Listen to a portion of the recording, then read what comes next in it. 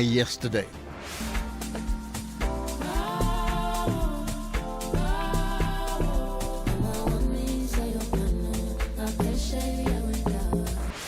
This is SAFM.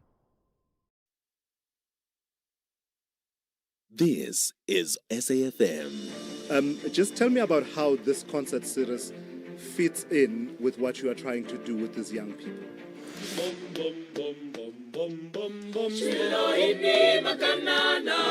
The reality is that private funders do not just thoughtlessly throw their resources around. It is one thing to get a backtrack like that for a finance guy, hey? Yeah. Somebody just WhatsApped me to say that she has a daughter who has hearing loss. Corruption in South Africa has reached disgraceful levels. First things first, let's get to my daily that's my point feature. So, did you see Cristiano Ronaldo cry yesterday?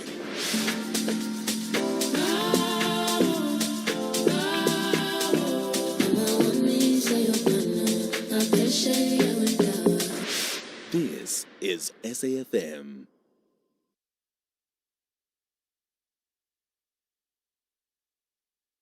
Music never sleeps, and neither do we.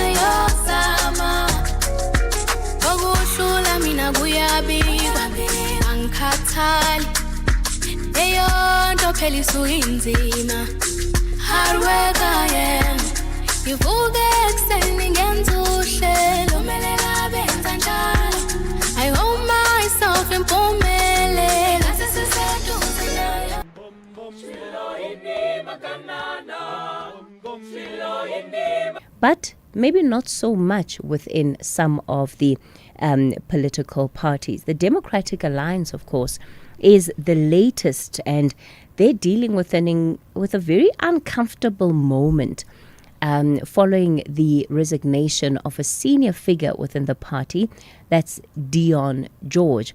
Perhaps what is most striking about George's departure from the party is the allegations that he's making against party leader John Steenhuisen. He basically describes Steenhuisen as somebody who has become a yes man in the government of national unity. He says his dependence on a ministerial salary has silenced the voice of the DA, and this has weakened accountability, and it has pulled the party away from its own principles. So yes, layered in there, of course, is a personal insult against John Steenhuisen, but it also is an accusation of political compromise And this is at the highest level, not only within the party, but within the government of national unity. He's effectively saying that John Steenhuisen can't disagree with anything that is happening in government right now. And this is because he doesn't want to lose his paycheck. He doesn't want to lose his position. I want to play this clip of Dion George reading his resignation statement on ENCA yesterday. Steenhuisen's personal financial vulnerabilities leaves the DA with a leader who cannot challenge the ANC in the GNU, who is willing to throw countless loyal, hard-working DA leaders like me to the wolves when they stand up for DA members and South Africa's interests, and who cannot exit the GNU under any circumstances, given that he is completely financially compromised. South Africa has entirely lost its way in its economic policy and foreign policy under the GNU. The government has not been able to negotiate the same low 10% tariff rate of other African countries with the United States. It will come at a huge price in jobs, economic growth, and safety for ordinary South Africans. So that's just part of the statement that George made, and it speaks to the heart of why he's now decided to leave the party. What is clear is that there are factions within the DA that, are now, that have emerged, and perhaps there's also recognition that there's nothing that they can really do because of the kind of support that John Steenhuisen enjoys, that ultimately, when it comes to the conference, the leadership conference in April, well, they might be on the losing end. So many analysts have a sense that George has jumped off the ship before he was pushed out. But I think one of the things that we can have a conversation about on the open line this morning is what happens, and these are the real challenges of being in a government of national unity and in arrangement like the GNU. What happens when a leader cannot challenge power once inside government? What happens to those opposition values that this leader would have promised voters? Is this something that can be seen as strategic leadership? Or is Dion George right that it is a surrender? It is a surrender of principle in exchange for that proximity to power. And the question that I'm asking you this morning, has John Steenhuisen traded the DA's backbone for a seat at the cabinet table? Is Dion George right? And can the DA still claim to be a party of accountability when it also now is depending on the very system that it once challenged? And these, I think, are some of the things that come as a result of being in a government of national unity. And that these things they're not only easy at a governmental level, but especially so at a party level. Because what then does all of this mean for the DA in this year of an election cycle of local government elections? How are they then going to position themselves in light of some of these developments and what is perceived to be a more quiet voice, a more quiet opposition? Why? Because they are now at the seat. They now get to eat, for lack of a better phrase. I'd love to hear from you on this issue. 086 000 2032 is the number to dial. On the WhatsApp voice note line, 0614 104 107. And of course, we'll also take calls on the floods that have hit Limpopo and parts of Mpumalanga. We started the week, looking at that situation, and unfortunately, it has only worsened. Yesterday, the president was on the ground and, he described what he's seen there as simply catastrophic. And one then anticipates and expects that in the next couple of days, we will see more help going to that area. But the reality is that, it's been 5 days of these floods, 5 days of the floods. And we reflected on Monday about the challenge when disaster hits rural areas and areas that are far-flung.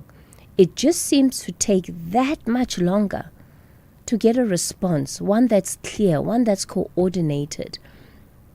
But it's good to see the kind of attention being paid to the floods now, and to see, government moving in to those parts of the country. But certainly, if these were floods in Johannesburg, the responses would have been much quicker. Why? Because it's more urbanized, but people in rural areas are not less affected by disaster than we are. And it's just something that we need to change. It's a culture that we need to change across the board. So we'll have conversations about that too. And if you're out in those parts that have been affected by these floods, would really love to hear from you and your experience and what it is that you have been going through, and how it is that you have been impacted and affected by these floods. So we'll take your calls on 086 000 2032 is the number to dial. On the WhatsApp voice note line 0614 104 107.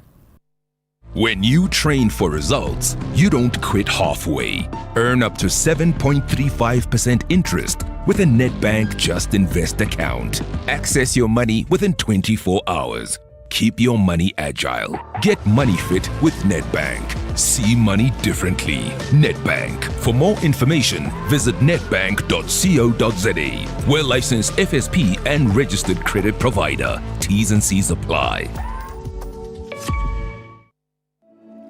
Every day, Rand Water's underground pipelines run through servitudes across the country, carrying millions of liters of water to our communities.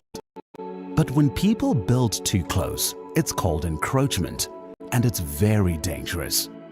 If a pipeline bursts, it can flood homes, destroy property, and in many cases, people lose their lives.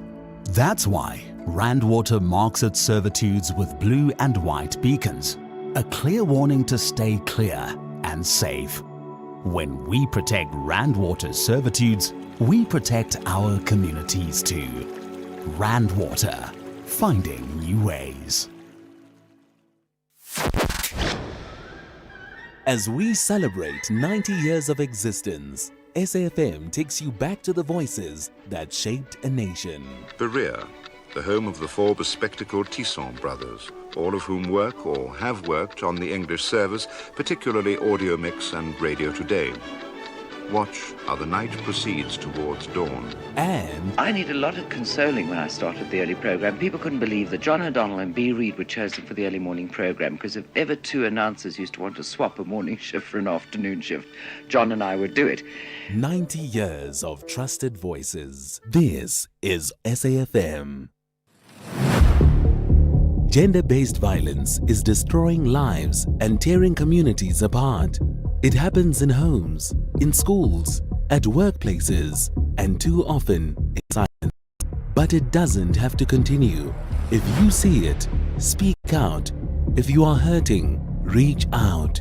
Because doing nothing is not an option. Listen to all 19 SABC radio stations for hard talk, discussions, advice, dramas, educational shows, and interviews around GBV with experts, survivors, lawmakers, and a whole country affected by gender-based violence. All on your favorite SABC radio station. Call 0800 428 428 to report abuse or get help. GBV, it ends with you. This message is brought to you by the SABC. Call us on 086 000 2032. All right, let me start off this morning in Mosina. JCK, good morning to you. Goeiemôre, says Cathy. Complimento of the new season.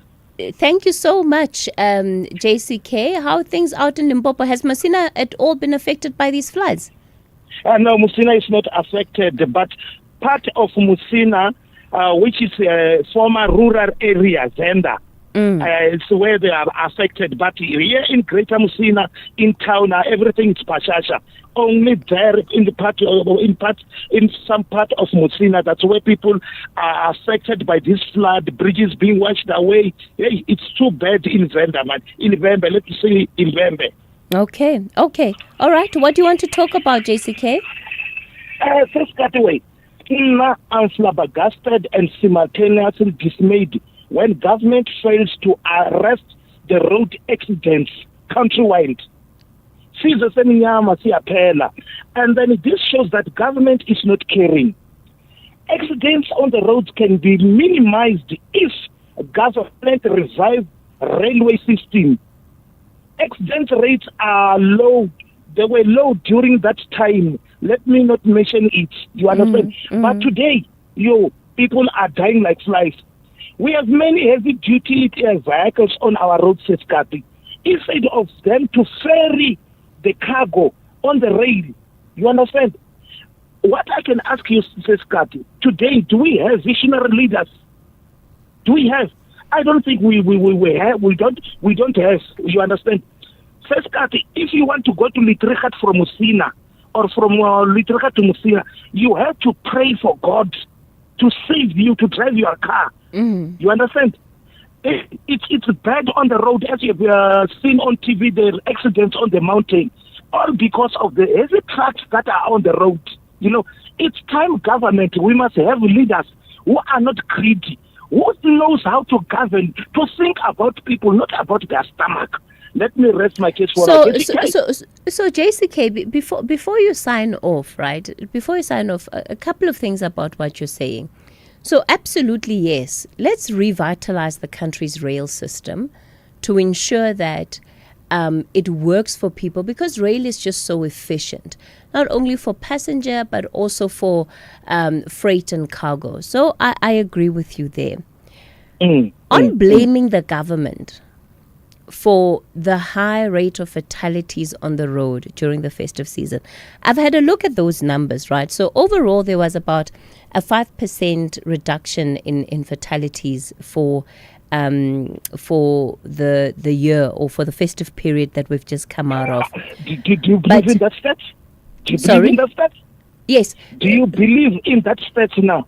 I have no reason not to believe it, because the numbers have been recorded. The numbers have been recorded by the department.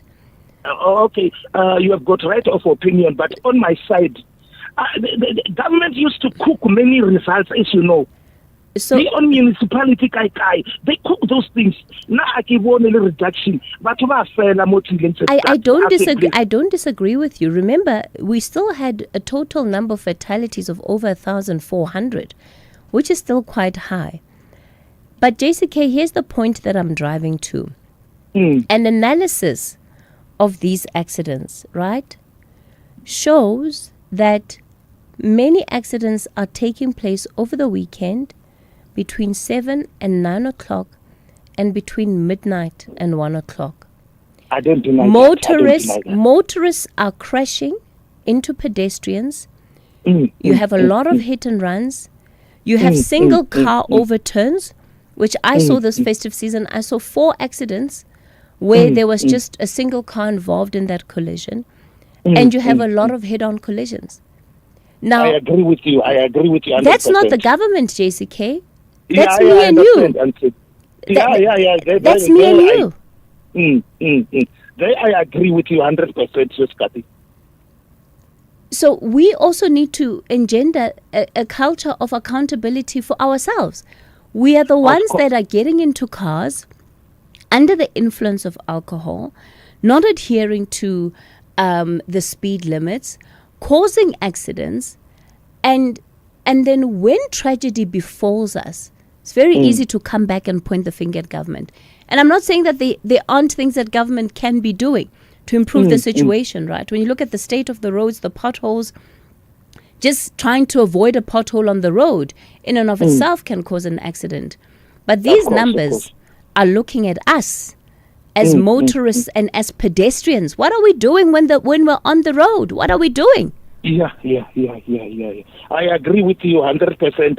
And the other thing, you found a person overtaking on a barrier line, and then these cell phones, again, when we're driving, you understand? It's killing us as well. I understand. We have to blame as well. Exactly. We must look ourselves in the mirror and be honest about what is causing these accidents. All right, JCK? Look after the people who are around you and everybody. Thank you. Let me go to Qwaqwa. Teboho, good morning. Good morning, Sis Cathy. How are you? I'm well, thanks. I'm okay, thank you. And also thank you to SAFM listeners. Sis Cathy, I've got just one thing that, if possible, we need to get people who are superior to do it for us. Mrs. Batoyi is going to retirement now. Yes, it's late for the impeachment, but I believe those people with powers, they need to freeze her pensions because there's a lot to investigate against her. And also Mrs. Johnson, both of them. What do you think an investigation into her time at the NPA would entail? How would that be justified? On what are the grounds that you believe could be used to institute an investigation against her? The case of Palapala, the case of O'Sullivan, there are many others that she didn't, even the current case that she's now being asked for, where she declared one of the judges not to be good to do his work, the current one that is going on. Mrs. Batoyi doesn't know what her things, she didn't do things right. It's late to impeach, but they can freeze her pensions. That's money for South Africa. She doesn't deserve it. Okay, Teboho, out in Qwaqwa. Thanks for putting it on the table. The other one is Mrs. Johnson, who I also want them to look at. And then the last thing, just to respond to your question regarding DA and the current status of the person who resigned. You remember President Ramaphosa during the Zondo Commission, he said he was seeing everything happening. He thought to come in and resolve it. I believe DA also is trying to be inside so that he can try to fight the wrongs while he's still the person who's doing the wrong. So I believe let's give them a chance. They'll win, or maybe they'll retrieve to say, now we stand on our own, we can't win when we are with you. Did President Ramaphosa win, Teboho? I beg your pardon? Did President Ramaphosa win? No, he didn't even try. Exactly. That might in and of itself be telling. All right, Teboho. Thank you very much. It's time for the latest news headlines. Good morning, I'm Anne Musa. In the headlines, humanitarian organization Gift of the Givers is assisting more than 800 distressed households that heavy rains have affected in Mpumalanga. Chief Albert Lutuli, Mbombela, Nkomazi and Mkondo have been identified as the municipalities that need urgent assistance. Meanwhile, in Limpopo, the provincial government says it has relocated families that have been displaced after heavy rains caused severe floods. And Crime Intelligence Head Dumisani Kumalo says the directive to disband the political killing stars team was shocking. He says the now suspended Deputy National Police Commissioner Shedrick Sibiya demanded a report with stakeholders' views on the disbandment. Kumalo will complete his testimony before Parliament's ad hoc committee this morning. I'll have details on these and other stories at 10. Mzansi, Powerball has reached a mega 165 million rand estimated jackpot this Friday. That's one of the highest jackpots to hit the country. Play Powerball for an estimated 165 million rand jackpot today for your chance at greatness. Buy your tickets now in store on nationallottery.co.za, the mobile app, cell phone banking, or simply dial *120 *7529# for USSD. Panda, Pusha, play. Players must be 18 years old or play responsibly. eTuba is a proud operator of the National Lottery. SAFM music, crafted to make you feel real good.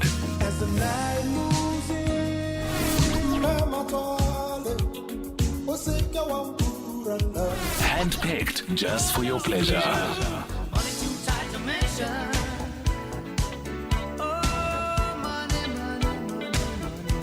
classics sounding so good only on SAFM. Let's have the conversation. WhatsApp voice notes on 0614 104 107. Listening to the code he just played, it's 100% correct when we look at Africa as a whole. Here's my question to us Africans or South Africans.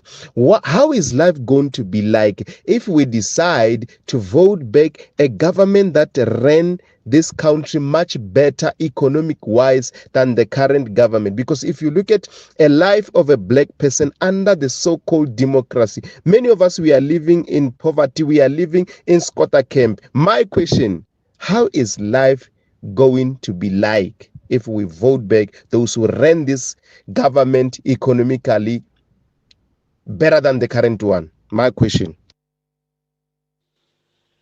Sis Cathy, my name is Sam from Piet Retief, Mpumalanga, complaining about the taxi patrollers. They continue intimidating, terrorizing the community on the roads. You know their style, Mos. They're displaying their guns, wearing them on their hips like they are police, like they are detectives. Our request is you please get somebody from the taxi industry, the people responsible for Piet Retief, please, man, Piet Retief Taxi Association, get hold of these guys, please. We are living a nightmare. I thank you. Good morning, Cathy, SAFM listeners. What a wonderful message from George Ayeti, a Canadian. All African head of states are billionaires. Where are they getting money from? I'm still asking myself the same question. Okay, Cathy, my point this morning is because Contralesa, Khoshila and Mukwena was here on SAFM, grievances as the Khoshis. Why did Khosinyana Lapilane took the gift of a cow from the ANC? Are they not together in this grievance against the ruling party? You know, after they gave him that, because that's the time he should have said, let's all call other Mahoshis to come and receive this present. Maybe it's time they could now have a chance to speak to the ANC. I was so disappointed. It's Marumo in Mahikeng. Good morning. Hashtag SAFM Talking Point. All right, you can continue sending your WhatsApp voice notes on 0614 104 107. Let me go to Kofi Mvaba. Takatayo, good morning. Good morning, Katie. Happy New Year. It's still New Year now. So yes. The 16th of the... Yes. Katie, I would like to talk about Dion George expulsion of yesterday by DA. I heard all his accusation against Mr. Steenhuisen. We're happy with that. But what we know that there was a long problem between them, and he was accused of other things within the party. So for me, I don't want to say DA is not a party that we can maybe give credibility to it just because of the misconduct of one person. If we are going to do that thing, I think all the parties are going to be just ruled out of order just for individuals. So for me, yes, we must wait and see what is going to happen after the expulsion of Mr. Dion George. Are you happy, Katie? Okay, so you don't think that is going to have any significant impact on the party? No, Katie, especially if this thing is affecting an individual. If you remember, Katie, each and every party has this problem internally, and all members of the parties, they know their code of conduct. Should you do these things, you are going to be disciplined. So, because you see, there was no dispute that was public to hear both sides, Steenhuisen and Mr. Dion. Now, he said Mr. Steenhuisen is on the side of ANC, so he can't be in the party that is lying with the same blanket with ANC, as you were saying yesterday. You ask yourself, when did he notice that thing? And another thing, Katie, we said now, Steenhuisen, now that he's in the GNU, his mouth is shut. I don't think he's shut, because we remember he was the one who was accused of selling South Africa to America. Remember about that thing of Palestine? You remember what, Cathy? Yes, I do, Takatayo. Yes. He was accusing South Africa of having this thing of a genocide. Now that he was in the GNU, so I don't think now that he's in the GNU, now his mouth is shut. Okay. Thanks, Takatayo. Thanks for that contribution. Thanks, Katie. We really can't rule a party out of order just for one individual. Thanks, Katie. Fair enough. Yanga, you're out in Rosebank. Good morning. Hi, good morning, Katie. You also want to talk about the Steenhuisen issue? Yes. Look, Katie, I never thought I'll defend John Steenhuisen. I think more than, bread and butter issues, of course, being a minister, you are living a good life. But I think it's being closer to the reality, what I mean. Unlike, being an opposition leader, opposing everything that the ruling party is doing. Now that he's closer, to the reality on the ground, of course, to the DA supporters, it will seem like he's been captured. Same thing as to make an example, the Minister of Education, I mean, the lady has changed his tone somewhat, not because she's captured, but because now, she's no longer shouting slogans. I mean, she's faced with the reality of the system, and I think that's the case that is happening with John. So it is an unfortunate situation he finds himself. But it will look like he's been captured, to the DA members. But to be honest, I think it's just him, being closer to the reality.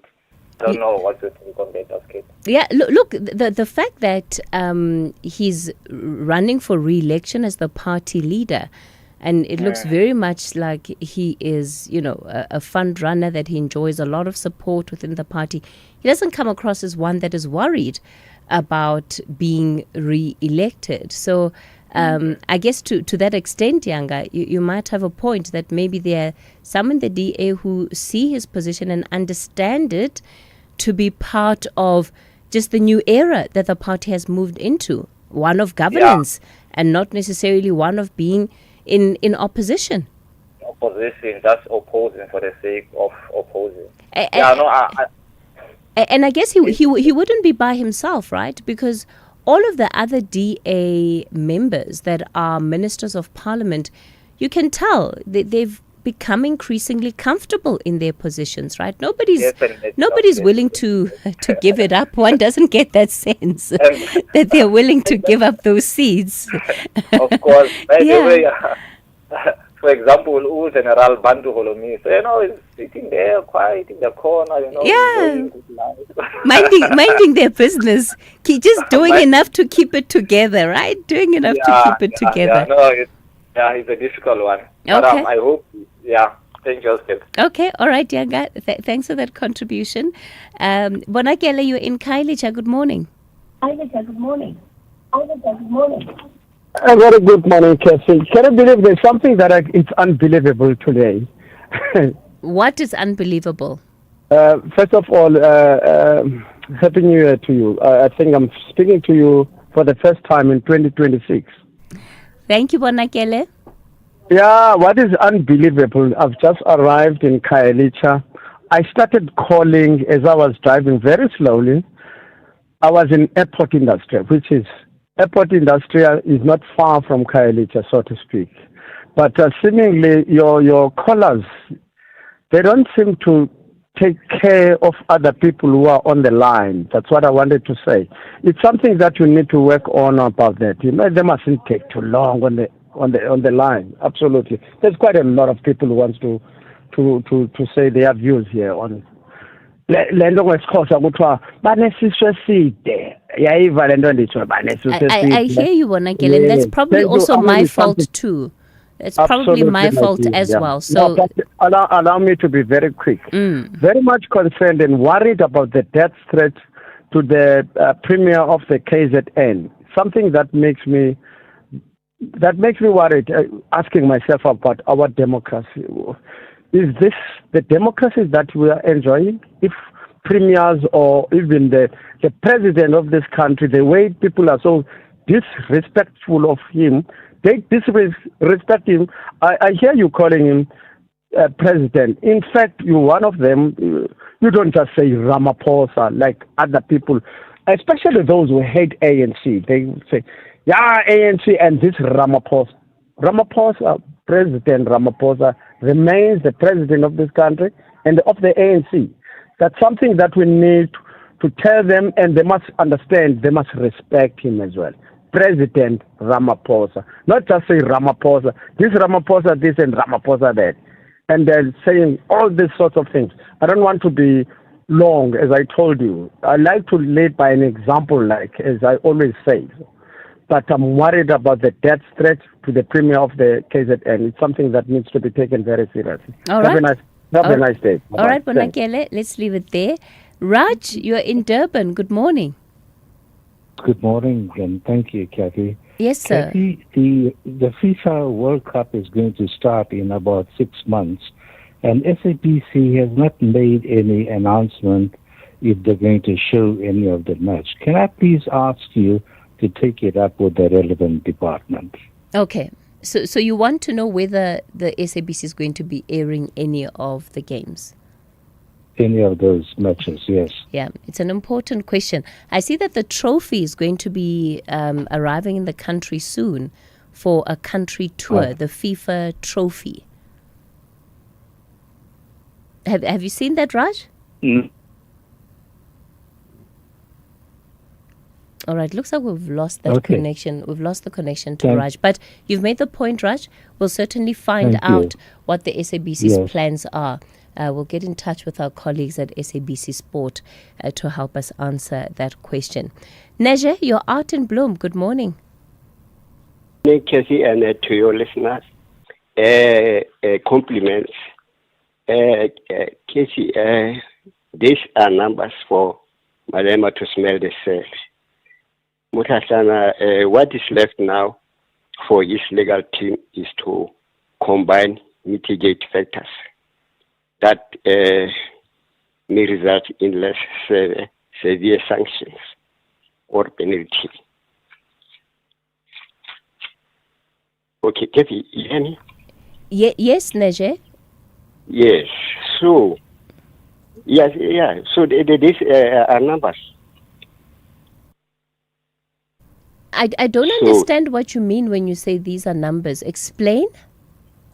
No, I mean, perhaps he's going to sell, you see, because of that case of gun. You see. Okay, so you think he might actually go to jail for it? Yeah, but I know he's going to appeal Cathy. So what is left is his legal team to combine mitigate factors. Yes, that part we know, but why are you talking about it this morning, Neje? Why are you bringing it up? What point did you want to make around it?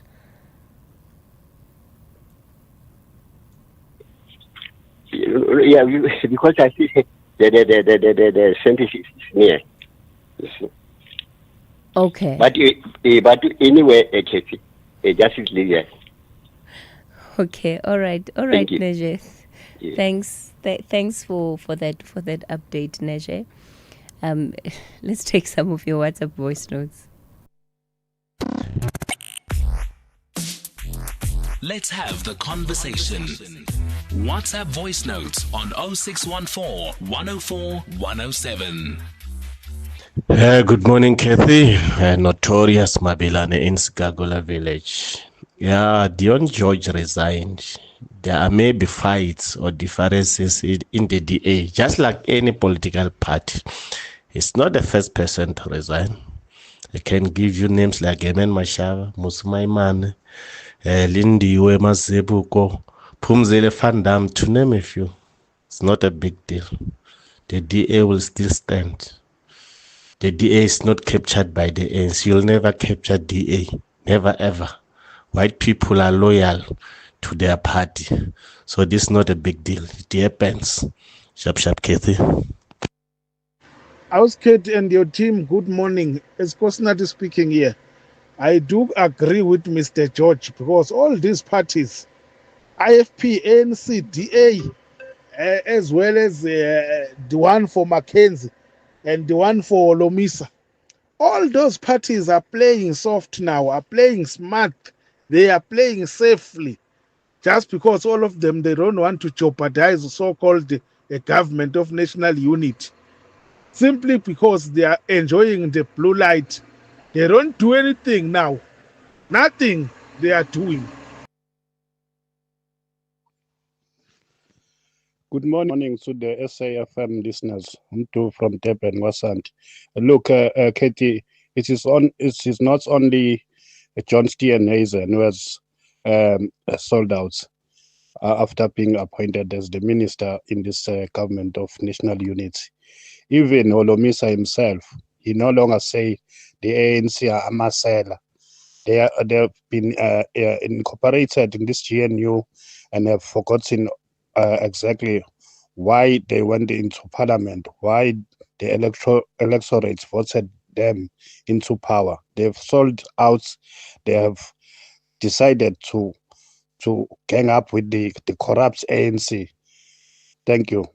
What if your child could achieve better academic results in 2026? At Teneo School, they can. Our smart school system tracks every learner in real time and helps teachers spot gaps early. The results? With over 3,500 successful Teneo School matriculants, learners improve their average marks by 12% in the first year. Access affordable private schooling, no restrictive entry, fees starting from 3,000 Rand per month. Enroll now for 2026 at teneoschool.co.za. That's TENEO school.co.za. Hey, I'm Michelle Msalakai. If you are into nail-biting drama, then catch your girl on a brand new telenovela, The New Era, on SABC2. Every day, Rand Water's underground pipelines run through servitudes across the country, carrying millions of liters of water to our communities. But when people build too close, it's called encroachment, and it's very dangerous. If a pipeline bursts, it can flood homes, destroy property, and in many cases, people lose their lives. That's why Rand Water marks its servitudes with blue and white beacons, a clear warning to stay clear and safe. When we protect Rand Water's servitudes, we protect our communities too. Rand Water, finding new ways. Call us on 086 000 2032. Morning, Cathy, your team and the listeners. Cathy, about the closure of a tobacco company at Heidelberg because of the illicit cigarettes. The border management is catching people bringing in illegal cigarettes. But what is the government doing internally? Is there somebody checking the shops and the tax shops for illegal cigarettes? No. The border gate management is busy catching people trying to come into the country illegal. Does the government go out and check the people who are illegal within the country? No. So how will we get rid of all this when there is no inside control? Anonymous, you're raising a really key issue that is happening within the tobacco industry, right? And we spoke to the head of the border management, Dr. Masia Pato, towards the end of 2025. It was in December, I think, just the week before we closed things off. And he confirmed on air that illicit cigarettes make up the highest numbers in terms of illegal contraband that they're confiscating at the border. Now, people are not smoking less than what they used to. When it comes to illicit cigarettes, these form pathways outside of the economy. So we don't get to benefit off of the tax of it. And it's very organized crime because they come through the country's borders in trucks packed into boxes. And we are losing as South Africans because that is tax that we are not able to pick up.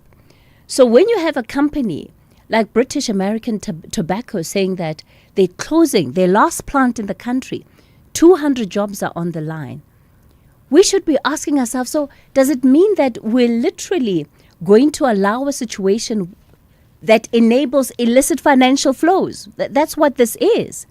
Because money is going out of the country illegally. These people that are running these syndicates are the ones that are benefiting the most. What are the conversations that are happening between South African authorities and Zimbabwean authorities? It can't be good enough that Zimbabwean authorities say, well, we'll investigate, we don't know where it's coming from. And we take that as an answer and we're satisfied and we move on. It really is, it's so terrible. Also because whatever is in these products is inferior, in these cigarettes is inferior. That's why they sell at such low prices. And that's why they become so popular in our townships, in our rural areas, in our urban areas. This is a very big problem. And one just gets the sense that it's not being paid attention to. And don't forget that COVID in many ways helped to boost the illicit tobacco market. And now it is thriving on our watch. Sasha, you're in Poch. Good morning. Morning, Catherine. I thank you very much for taking my call. Like I've said to Lebo, I want to thank the people of Moruleng this weekend when the ANC was there celebrating their 114th birthday. You know, this shows very clearly, slowly, that South Africans are starting to see or giving the ANC the middle finger that they deserve to be given. Because we know that the ANC don't care about South Africans. That is why South Africa, it is in this state because of the ANC. Now, you will hear people such as Fokabao Apo Ekhaelisha Ubonakele. I'm always with him on Umtolo, between 12 and 3. And I know that all the things that he's saying about the ANC. Kodwa, Fokabonakele, I'm saying to you, you must remember, Utatu Tutu said he was going to pray for the ANC. Because Utatu Tutu, Upube, he was not satisfied with the ANC. So that is why the ANC is going to go down, like the National Party did. But Utatu Tutu said that he was going to pray. He was going to pray for the ANC like he did for the National Party, because those people, the ANC, Kabantu, are very arrogant. I mean, for Gwede Mantashe, take for instance Gwede Mantashe, all the things that Gwede have said, akonomye umuntu we-ANC who came and said no, kodwa uGwede apha akaphethanga kakuhle. That's not true, Shasha. You had the Youth League President Colin Malachi question him. You had the General Secretary of the ANC, Fikile Mbalula, issue a very strong statement and also called on him to retract what he had said. And go to Katrina. Why are you laughing? Why are you laughing? No, I'm laughing for correcting me, because you know we are so disgusted. We are so upset about that that I can't even remember that. Recently, I hear him explain something. I don't know whether it was with Monday or Tuesday, but he explained something in KwaZulu-Natal. Yes, yesterday we played the clip yesterday. Yeah. Yes. He said that how people did not hear him correctly, but the fact of the matter is, Otatu Gwede, and now today, instead of rectifying all the wrongs that they have done, they are issuing out those reckless statements. But just let me close with this one. You know, there's something that was said by Mike. I don't know where was Mike calling from, but Tulas just crashed him. But Cathy, we need something that they say freedom of speech. And if I listen to that, to me, that is not freedom of speech. I mean, why is it that we cannot call a criminal a criminal? Okay. Shasha? Until next time. Let's leave it there, Shasha, out in Poch. Yeah, look, the reality is that Minister Mantashe's explanation, I would say, only seemed to add insult to injury. I don't know that it necessarily achieved the purpose which he had intended. We have to push that log to 10 o'clock. If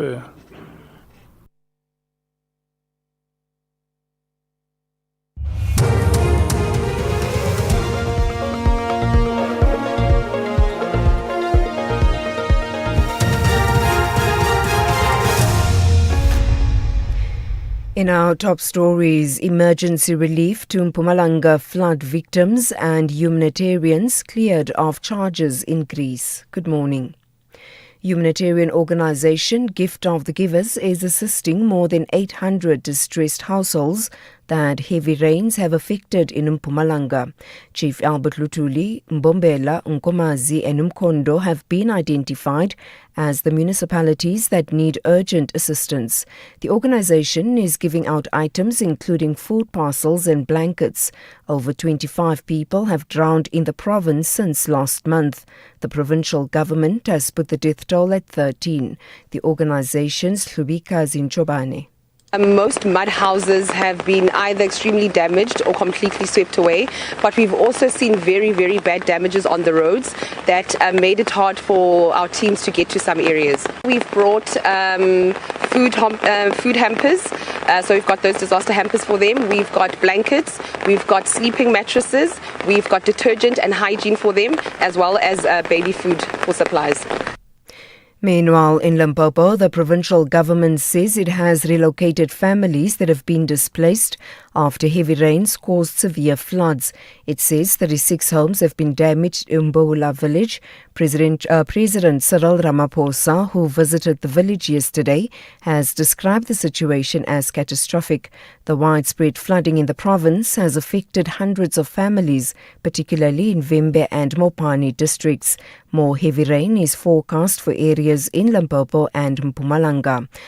The provincial government spokesperson Ndabe Ramakwela. There is an enactment of provisions that are there for dealing with disasters from the Mopani district municipality as well as from the province for immediate relief, particularly for those families that are displaced. We are then going to go forward later once the rains have subsided with infrastructure repairs and the provision of housing facilities for those who still want to be resettled in some of the areas within Mbaula village. Crime intelligence head Dumisani Khumalo says the directive to disband the political killing stars team was shocking. He says the now suspended Deputy National Police Commissioner, Shedrick Sibiya, demanded a report with stakeholders' views on the disbandment. Khumalo will complete his testimony before Parliament's ad hoc committee this morning. Yesterday, he testified that he was against the disbandment of the task team. The most concerning aspect was that I was expected to include in the report, according to the Deputy National Commissioner, was to include the stakeholder feedback from organizations such as NPA and SSA in response to the announcement of the disbandment. In other words, I was supposed to ask them, how do you feel? How did you take it? And then write back in the report, which I found it very impossible for me to do. So The TRC cases inquiry will today hear former President Jacob Zuma's lawyers' oral arguments on why the inquiry's chairperson, Justice Sisi Khampepe, should step down. Late last year, Zuma applied for her recusal on grounds that she was unsuitable to lead the inquiry because of her previous positions. Pusi Bopela reports. In his founding affidavit, former President Jacob Zuma says Justice Khampepe will most likely find herself in the undesirable position of having to hear the testimony of witnesses, which include her former colleagues and superiors at the TRC and the NPA. Zuma additionally alleges that Khampepe has acted improperly by secretly conferring with the inquiry's chief evidence leader, Advocate Ishmael Semenya, to ensure that the recusal application against him, brought by a number of state institutions and families of victims, fails. And finally, a court in Greece has acquitted a group of activists who tried to rescue migrants from drowning. The group had been accused of forming a criminal organization and smuggling migrants, but the court ruled that the group's aim was to provide humanitarian aid, not to commit crime. Sean Binder is one of the defendants in the case. Obviously, it's great that we've been acquitted, but it should never have gotten this far. People drown all the time on these islands, and there are fewer and fewer people doing search and rescue, not because we were convicted, but because the prosecution ever started. The damage has been done. Recapping the top story, humanitarian organization Gift of the Givers is assisting more than 800 distressed households that heavy rains have affected in Mpumalanga. For SAFM News, I am Anne Musa. Stay on top of all meaningful, top trending stories right here on SAFM. Leading the conversation. Hi, I'm Cathy Mohlahlana, and I believe in music's ability to connect, to heal, to remind, and to bring joy. And each week on my Saturday and Sunday show Seasons right here on SAFM, I endeavor to do just that. So join the movement of Seasons every Saturday and Sunday, 10 a.m. to 1 p.m. It's addictive. You might invite a friend. Seasons, only on SAFM 104 to 107 nationwide with me, KG Mohlahlana. Because where words fail, music speaks. As the nation seeks answers, SAFM brings you live, uninterrupted coverage of Parliament's ad hoc committee investigating allegations made by KwaZulu-Natal Provincial Commissioner, Lieutenant General Nhlanhla Mkhwanazi. You can also stay up to date with the Judicial Commission of Inquiry into Criminality, Political Interference and Corruption in the Criminal Justice System. Stay informed, stay connected. Tune in live on SAFM 104 to 107 and follow the coverage across our digital platforms live on Facebook, X and YouTube at SAFM Radio. SAFM, leading the conversations that move us.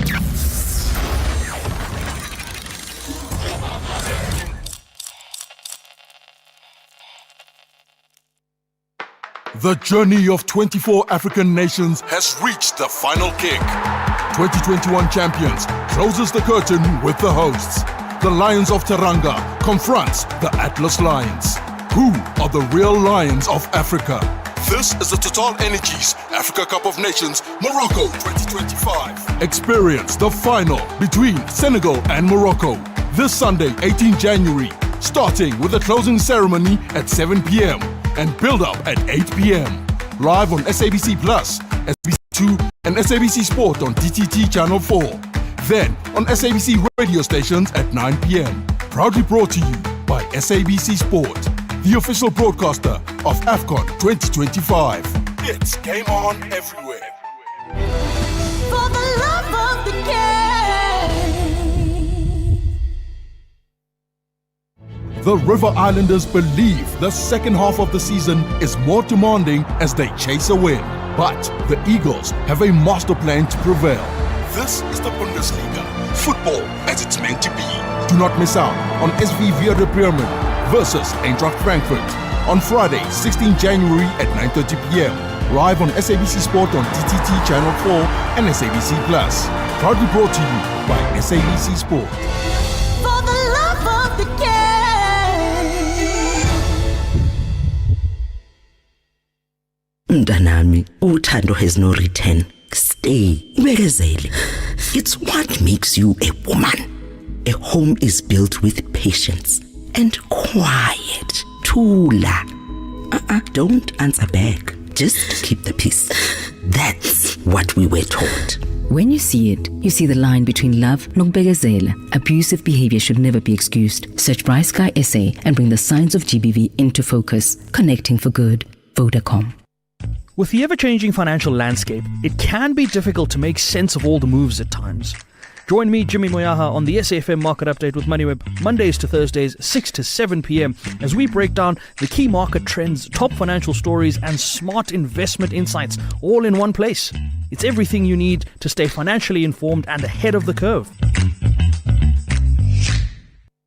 You can become a victim of a legal problem, wrongful arrest, assault, uncontested divorce, rental disputes, maintenance matters, or labor problems. It can happen to you. Clientele Legal provides tough professional lawyers for an affordable monthly premium. Our legal team is standing by to assist you 24 hours a day. Join today.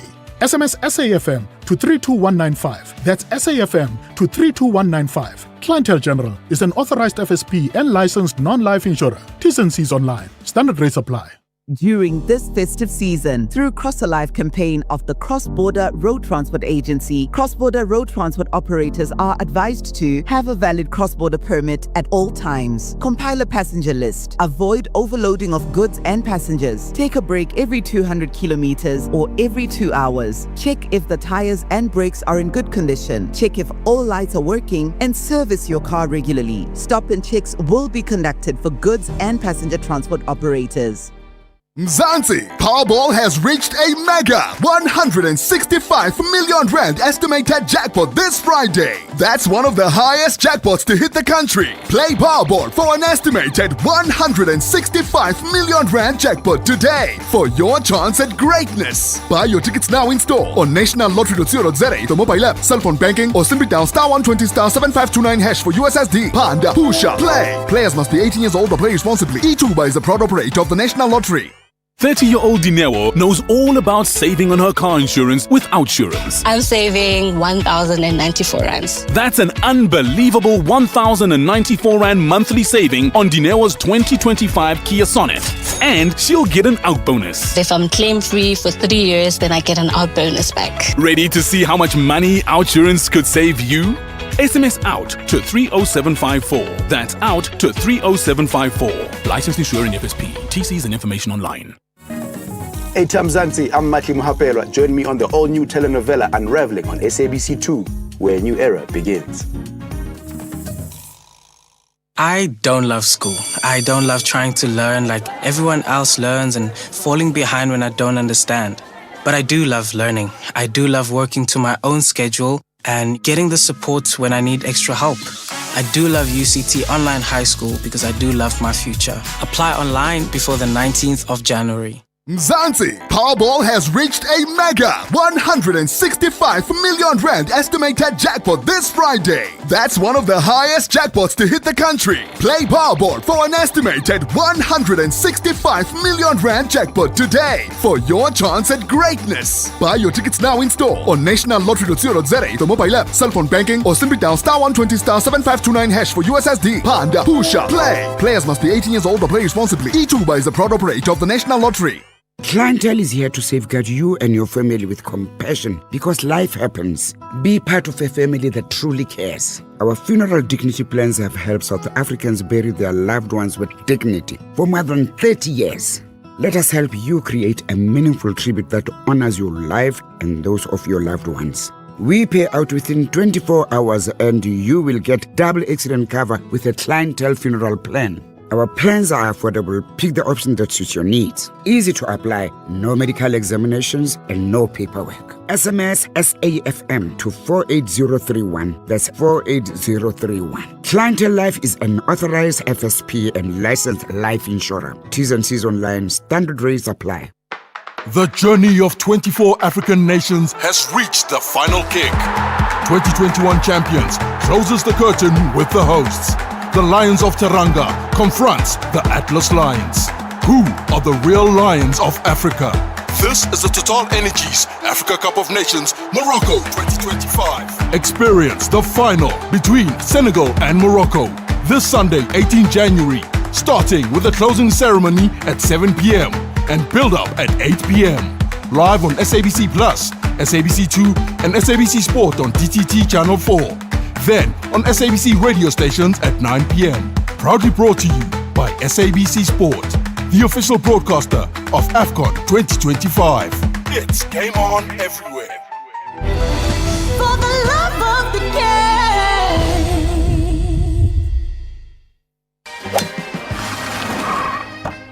game. Sorry I'm late, Sevi. Had to fetch my lucky putter. No worries, let's go. We're teeing off in an hour. Great. We're taking your car. Can't. It's already taken. What do you mean taken? It was right here when I left a few minutes ago. I sold it to WeBuy Cars and made a whole lot of green.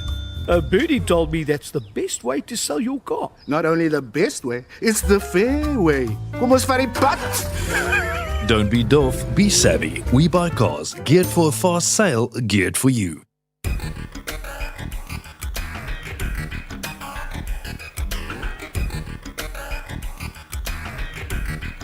The Talking Point with Cathy Mohlahlana. Weekdays, 9 a.m. till midday.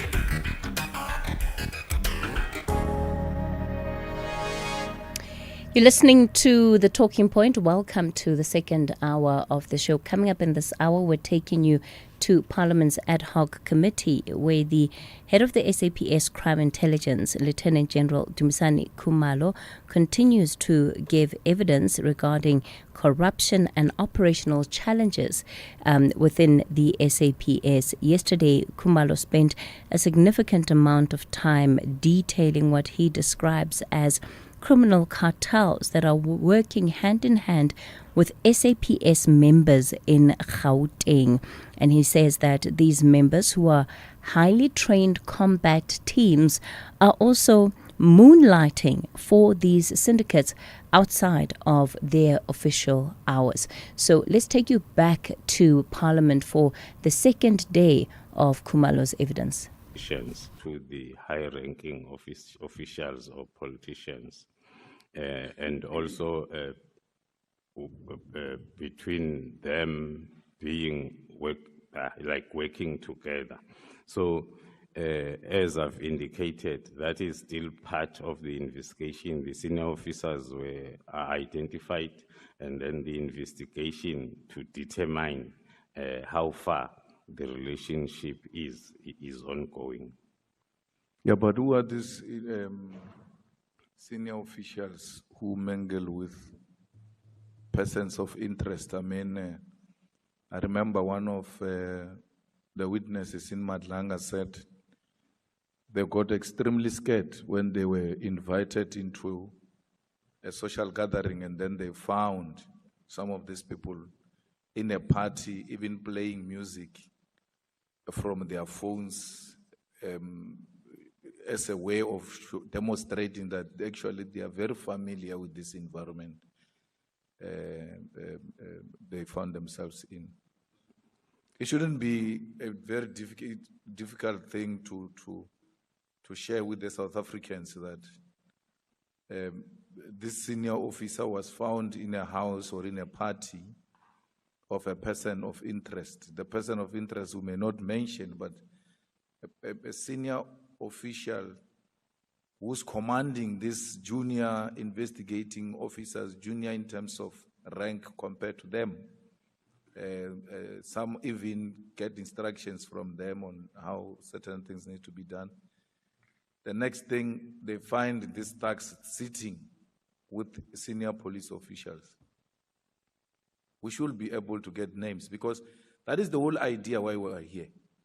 We are not here to just search in the air.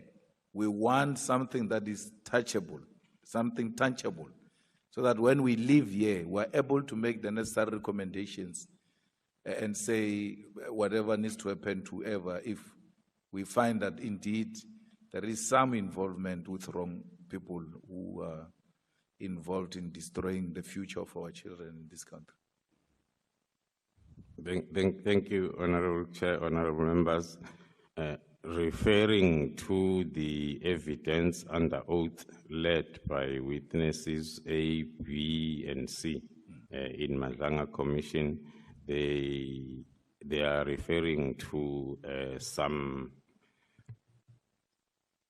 events where then they will be called to attend some social gatherings, and then they will find then senior officers also being together with their persons of interest in the investigation. They mentioned the provincial commissioner of Gauteng, the Major General Shibiri that I referred on yesterday. I'm not sure because I do not have that as part of my their statements as part of my bundle. When did the National Commissioner ask you to take over the investigation which brought Mohlahlana to your side? When was that? I might not have the exact date, but it is supposed to be around October, November, when then he invited me to a meeting where there was a complaint about that investigation, and then the complainant then was venting the frustrations and unhappiness about the fact that the docket was investigated by the team that was reporting to the Deputy National Commissioner Crime Detection, of which the allegations during the meeting were he is very close to a person whom the complainant was suspecting to be involved in the kidnapping. It was during that meeting that then the National Commissioner directed that I took over that investigation. So that will be October, November 2025? October, November 2024. 2024. We had our operation on the 6th of December. When a National Commissioner was asked a question about whether he knows Mohlahlana or not, early 2025, he said, no, I did not know who the owner of the company was. I also did not know who Vusimuzi Mohlahlana is. But he referred Vusimuzi Mohlahlana to you in October, November 2024. And when asked whether he knows Vusi Mohlahlana, he says, no, I don't know the person. And that is in 2025. Thank you, Honorable Chair. Even myself, I did not know him.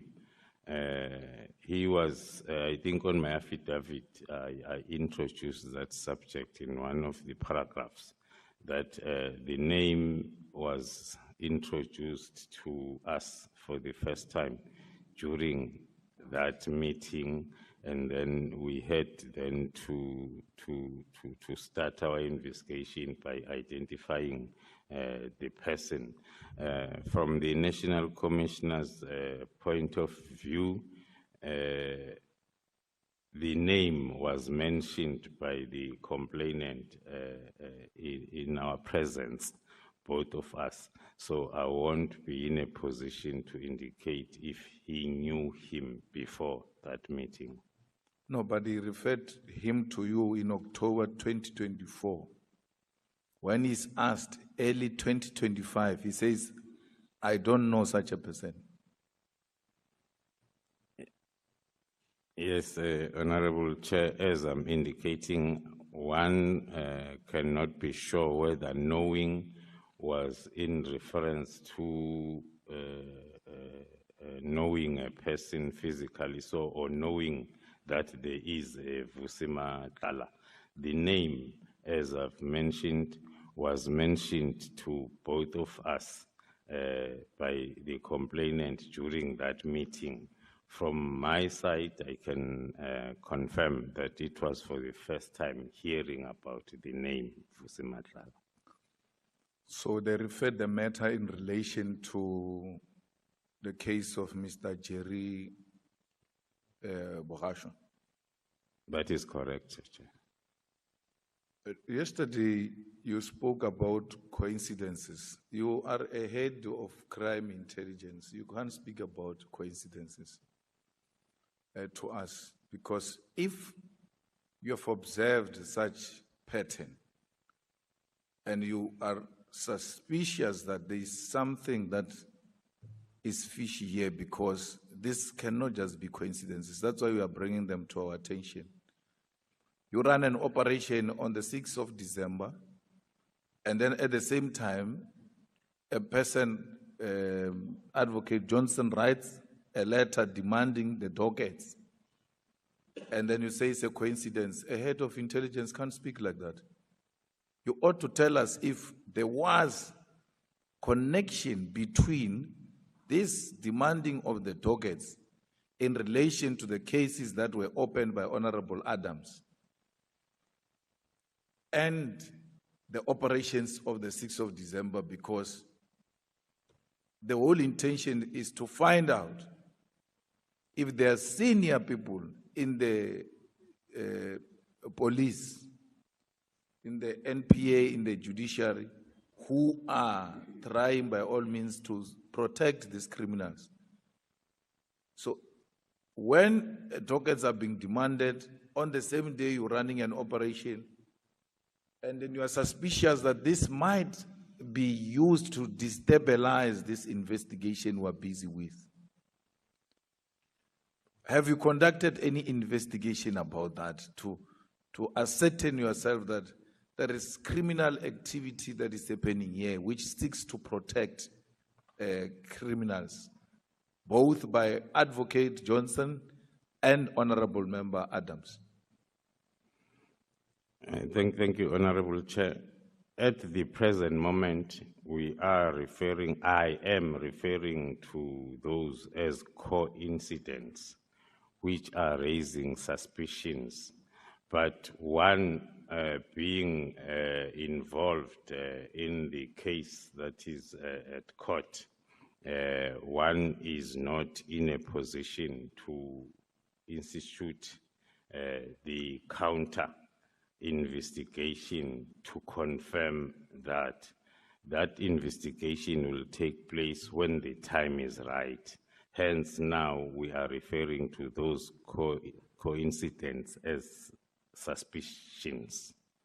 So the story that you tampered with, not necessarily you, but that Mohlahllana's phones were tampered with, an allegation made by Advocate Johnson and Mohlahlana himself, that story is not correct.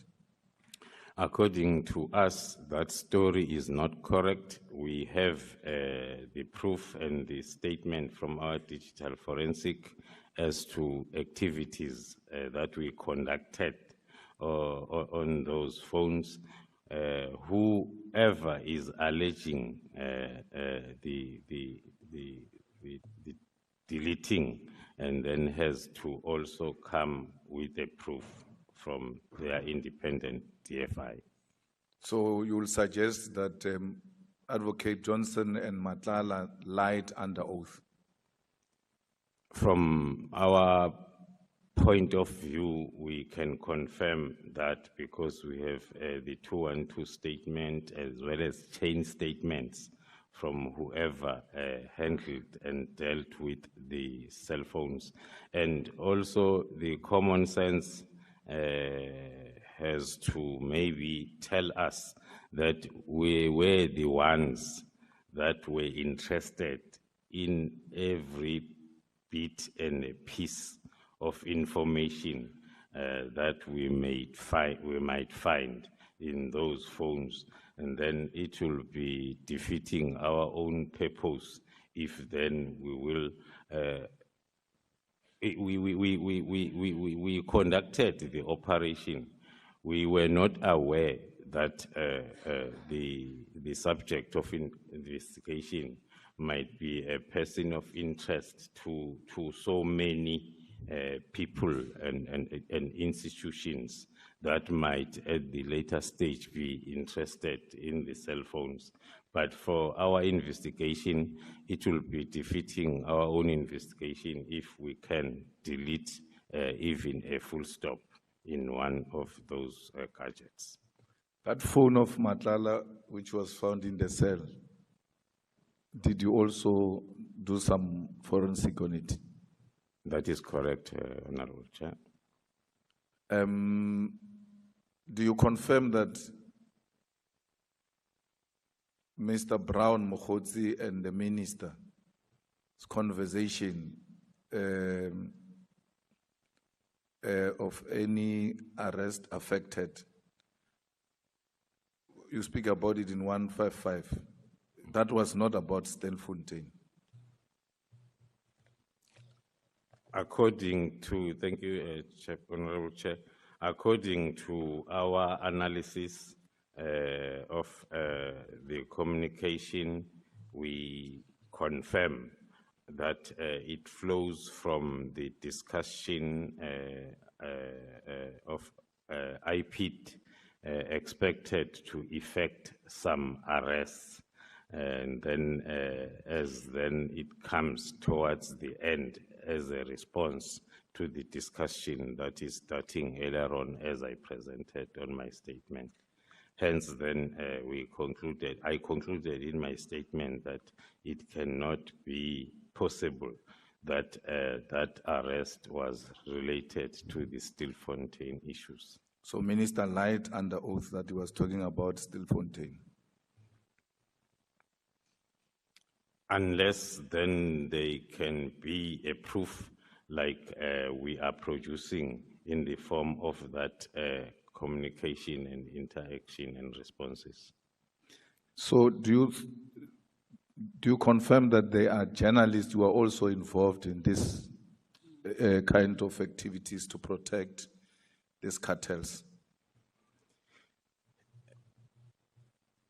We have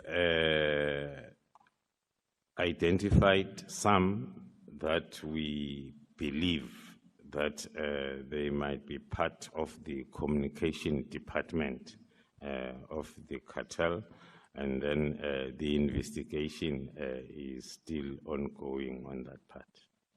In your own opinion, the disbandment of PKTT was to protect the cartels? Up to so far, we are convinced, based on the reasons that are contained in my statement, that before the first takedown on the 6th of December, one has never received any complaint or any issue, negative issue around the PKTT. So it came as a surprise, but then with the understanding that the only reason might be that the PKTT assisted the GCI ops in Gauteng. The National Commissioner, when he came, he said, you are going to give us names of the politicians you are investigating. Are you able to share those names of politicians who might be involved in corruption that you are investigating? As I've indicated during my testimony, Honorable Chair, that as per the legal framework, we are not allowed to identify a subject of investigation until the investigation is finalized. And then...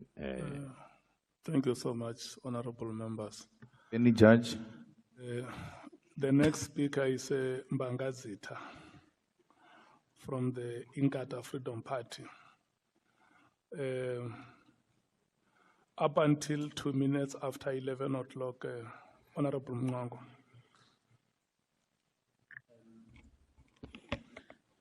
Thank you, Honorable Chairperson. Good morning, Good morning, General Honorable Kumala. General, as Divisional Commissioner of Crime Intelligence, can you confirm unequivocally whether you had full operational authority to manage intelligence collection and deployment, or whether your authority was somehow subject to informal political influence?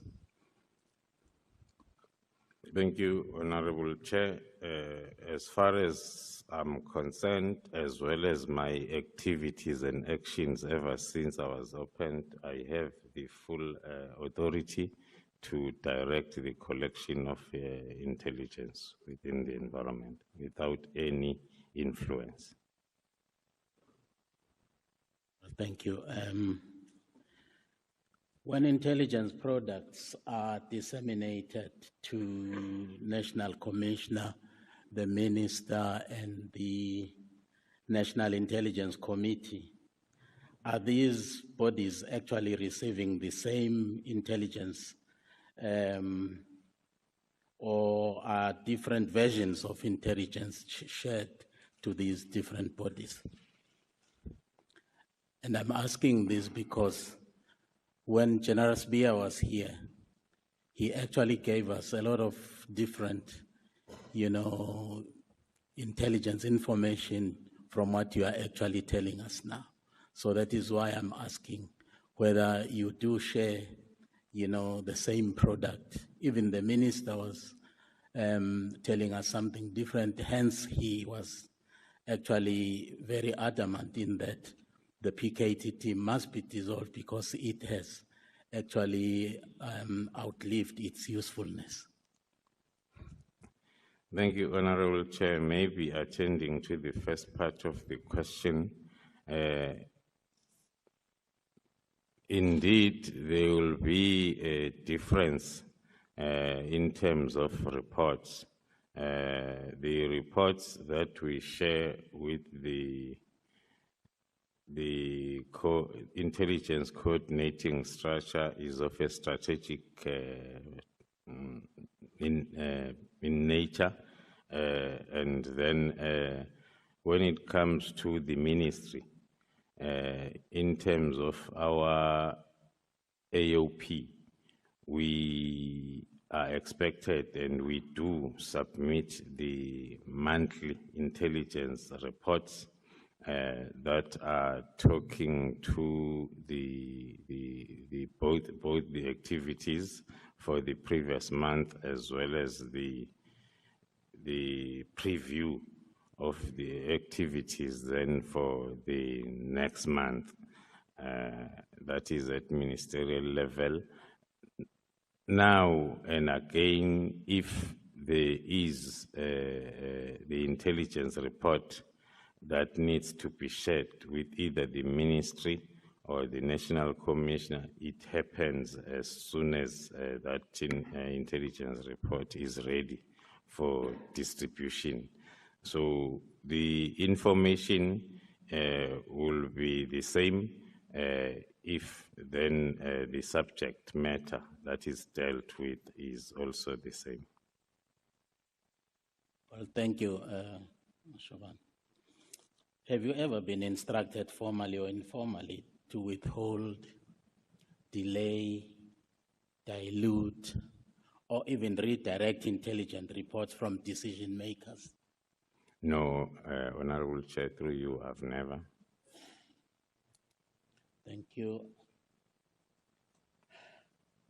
You actually describe in paragraph 33, I think is the last sentence in paragraph 33, you describe, crime intelligence as a cornerstone of national security.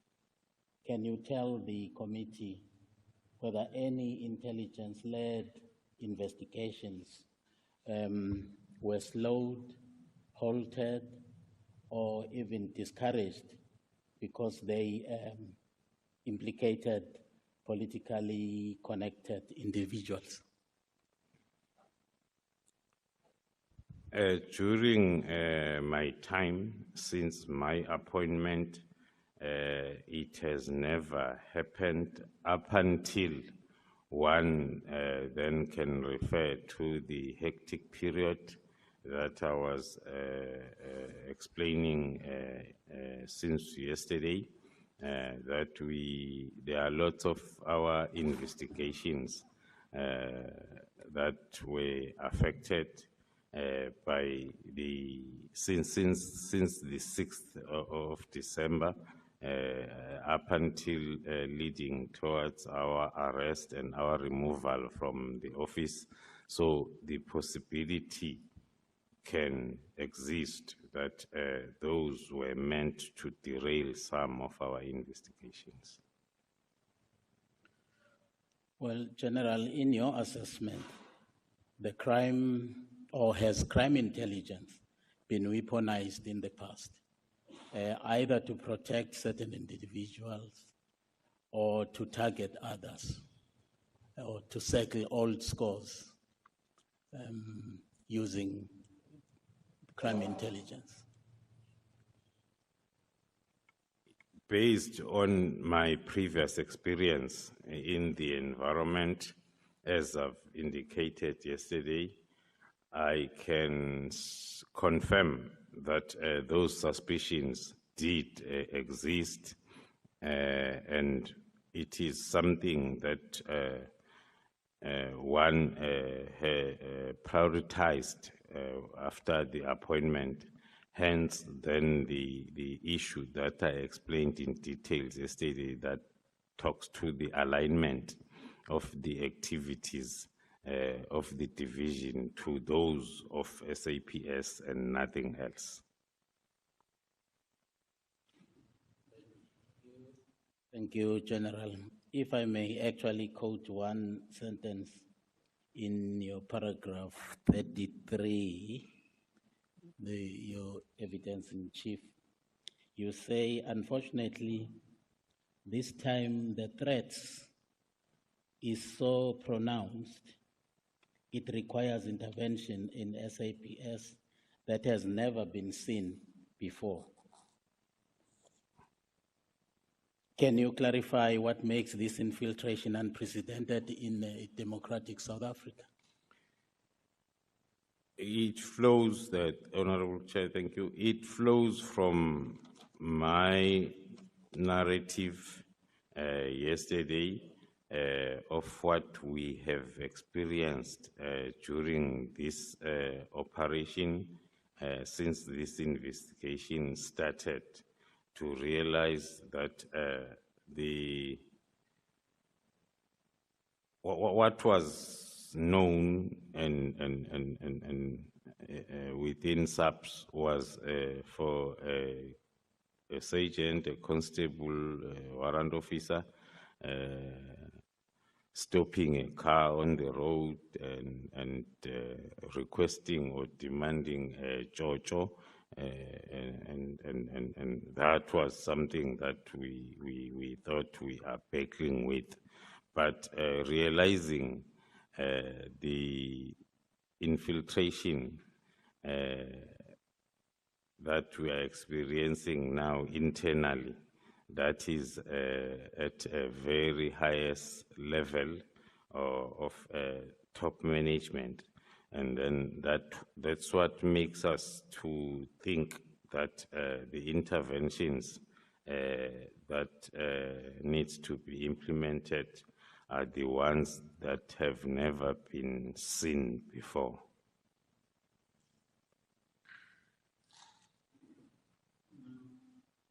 When both the minister and Sbiya, actually General Sbiya, appeared before this committee,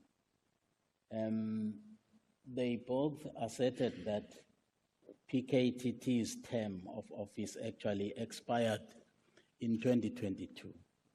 So that their argument was that its operation after that was actually outside its mandate and therefore illegal. Any expenditure incurred by the activities of the PKTT was therefore illegal. Now, is the minister aware, or was the minister not aware, of the extension of the term of the PKTT. I'm asking this question because SDK 9, paragraph 72, even of your evidence, there are signatures there, and General Sbia's signature in that information notice there, where the extension of the term of PKTT actually is contained. But Sbia came here and argued strongly that PKTT's term expired in 2022. But in terms of that information note, the extension actually, went up to 2025, if I'm not mistaken.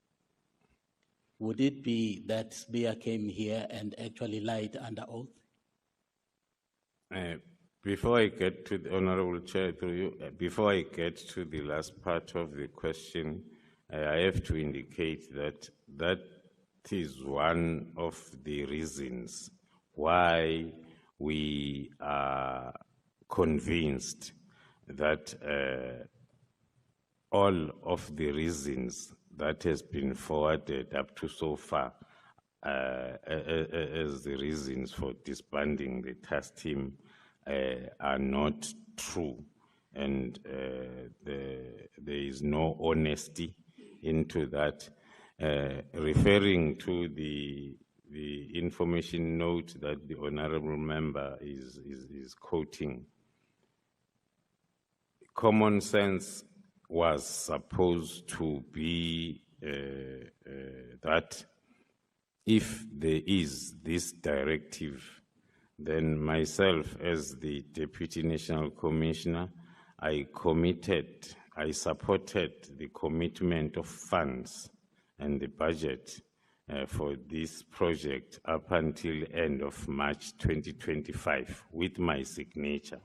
Now, if then I have to spearhead the disbandment in January before the end of March 2025, what will that mean in terms of my activities around the Public Finance Management Act in terms of fruitless expenditure? The money is committed, and then I also then spearhead the disbandment. So the reason around the unlawful operations by the PKTT after 22 are unfounded. There are documents, including that information note and the approval that had even the Deputy National Commissioner's signature. So it cannot be true that the PKTT was operating unlawfully after 2022. Well, thank you, General. When you actually discussed the modus operandi of the criminal cartels, you actually outlined a lot of things, how they actually get to infiltrate, the crime prevention structures. My question is, why do intelligence structures actually fail to detect and deal with that infiltration? I'm here talking about, for instance, Mohlahlana. We were told here that everybody at head office in Pretoria knew Mohlahlana because he was a frequent visitor of some of the high leadership of the police at head office. But why did intelligence actually fail to detect that Mohlahlana is in fact a dubious character that should not be frequenting the corridors of our national crime prevention, structures? Thank you, Chair. It's one of the areas of improvement that we have identified to be supposed to be a priority. If we look at the current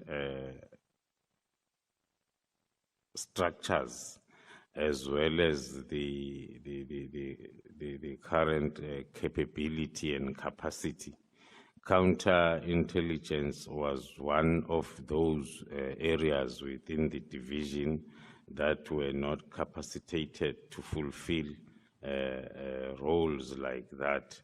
It is now, during the reforms, that we are then focusing on that, because we have identified it as a threat to the national security of the country. If then the criminal justice system can be infiltrated so easily.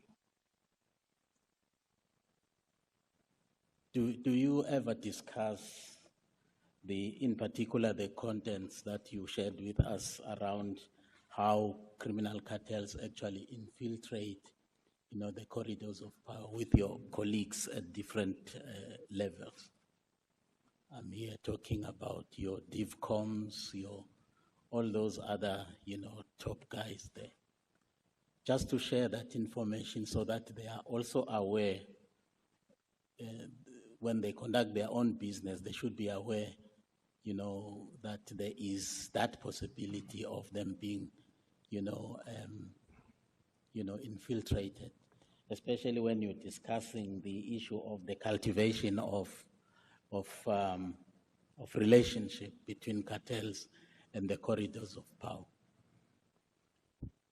The discussions has always been happening as and when then there are meetings, but one has realized that we need to influence that there are policies or standard operational procedures that are going to be cross-cutting all provinces as well as all divisions in terms of how to deal with then the external stakeholders. It does happen, especially with the visible policing side that is dealing with partnerships, that they will refer to us for a thorough profile of any stakeholder or partner that would like to partner with them in any project that is related then to the crime-related issues. Well, upon assuming office, you identified the gross misuse of resources and intelligence methodologies.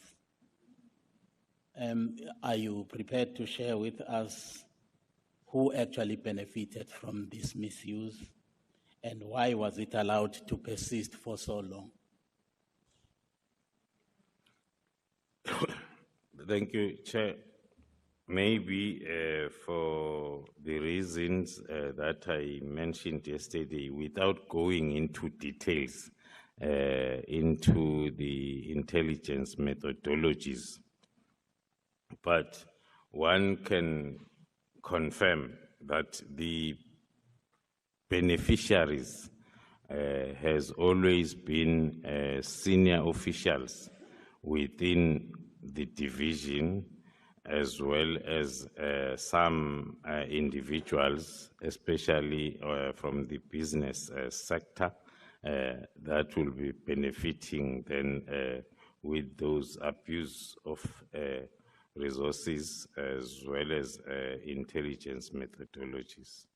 That was made possible by lack of legal framework that I attempted to unpack yesterday as to what made it easier than for wrong things or unlawful activities to continue as if they are lawful it's because then there was no strong legal framework guiding the activities of the division. You stated in your evidence, in chief, that you removed state vehicles from senior managers and reallocated them to operational units. Can you confirm whether this decision disrupted entrenched privilege within senior SEPs ranks and linked to your arrest as a reaction to what you actually did? It's one of the decisions that made one to be not so popular because of the benefits that was coming then towards those seniors that were involved in that scheme. Because if you have not been spending on a vehicle installment and the running cost for your private vehicle, in fact, not even owning one for the past 15 to 20 years, and then all of a sudden then come the situation where that come to an end, and then you won't take it lightly. So indeed, that's why then there were those rebellions in the form of misinformation, in the form of campaigns for one to be removed from the division. I'll make one example. During the recent period when one was not in the office, there were about 3 senior officers that attempted to get the state vehicles back from the acting divisional commissioner, which is an indication that indeed the campaign of one to be removed is still ongoing. So any opportunity, no matter how small is it, like the period of 3 to 4 months, and then already there are attempts to go back to the old ways that one is trying to deal with. So clearly it seems you are experiencing some sort of a coordinated resistance from different, quarters within SEPs, when you are trying to actually reform, the institution in your own environment. So how much support do you get from the National Commissioner, for instance? Thank you, Honorable Chair. One has to confirm that the current management is getting necessary support from the Office of the National Commissioner. Hence, then these reforms are proceeding in spite of the challenges that we are facing. Like one can look at the whole year that has been lost in terms of this turnaround strategy implementation since then this chaos started from December last year up to most recent time. Thank you, General. You refer to misinformation about informers being paid only 3,000 rand. Can you clarify how informer payments are actually determined, authorized, and audited? I mean, our people are not working out there, and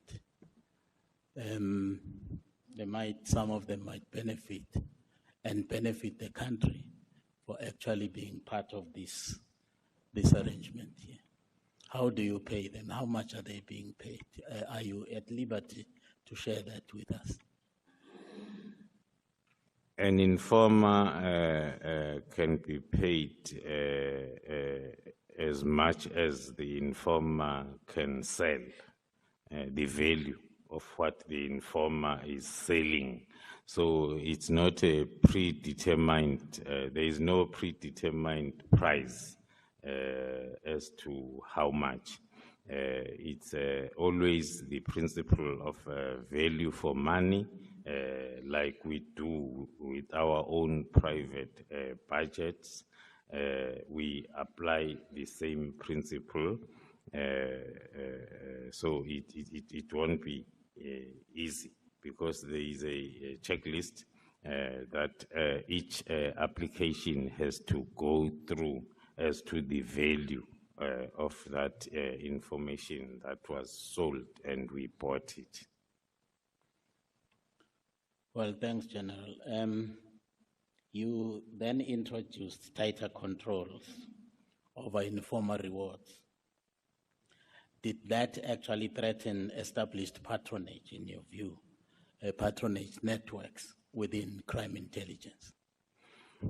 Indeed, one can also confirm. That's why it's listed as one of those decisions that were not supported by some in the senior management, indicating that those control measures were making it impossible then to misuse the state coffers or funds. You also identified and dismissed ghost employees. I remember that one of the generals, I'm not sure whether it's General Mukwanas, I can't remember, who actually shared with us that one general who was running a private farm operation had an army of these employees working on his farm but being paid for by subs as either informers or whistleblowers or of some sort. Can you confirm how many individuals were removed and how long they had been on the payroll? And then what is going to happen? Because I heard you yesterday even saying that there were some who actually had even, received ranks within the subs, and yet they were ghost police, if I may call them that way.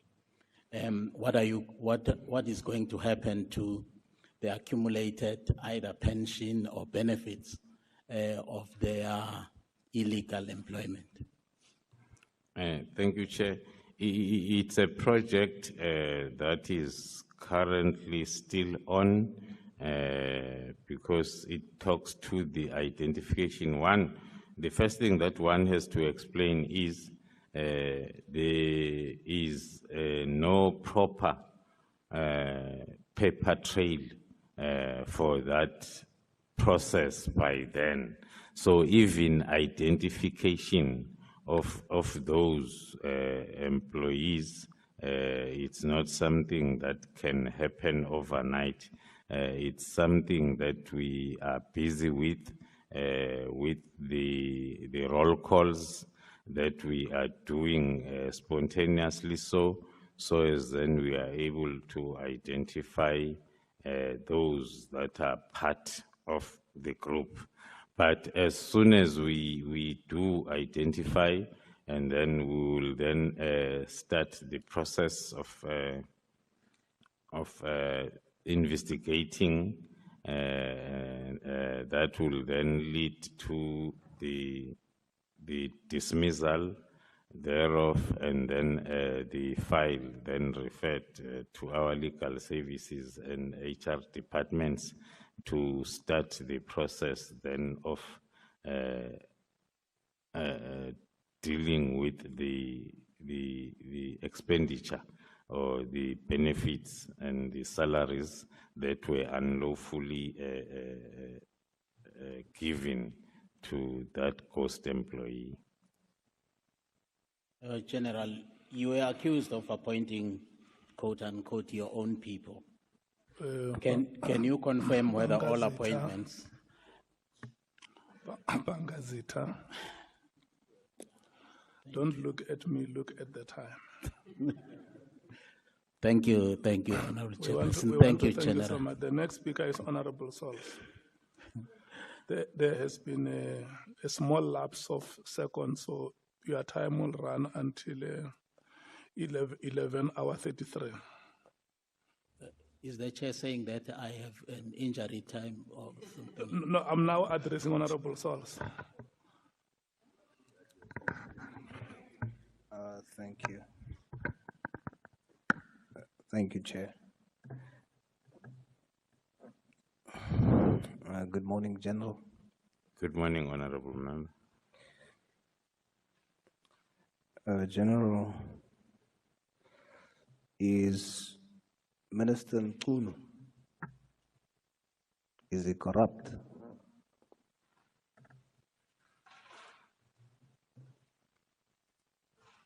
Thank you, Honorable Member. It is the type of a question that one cannot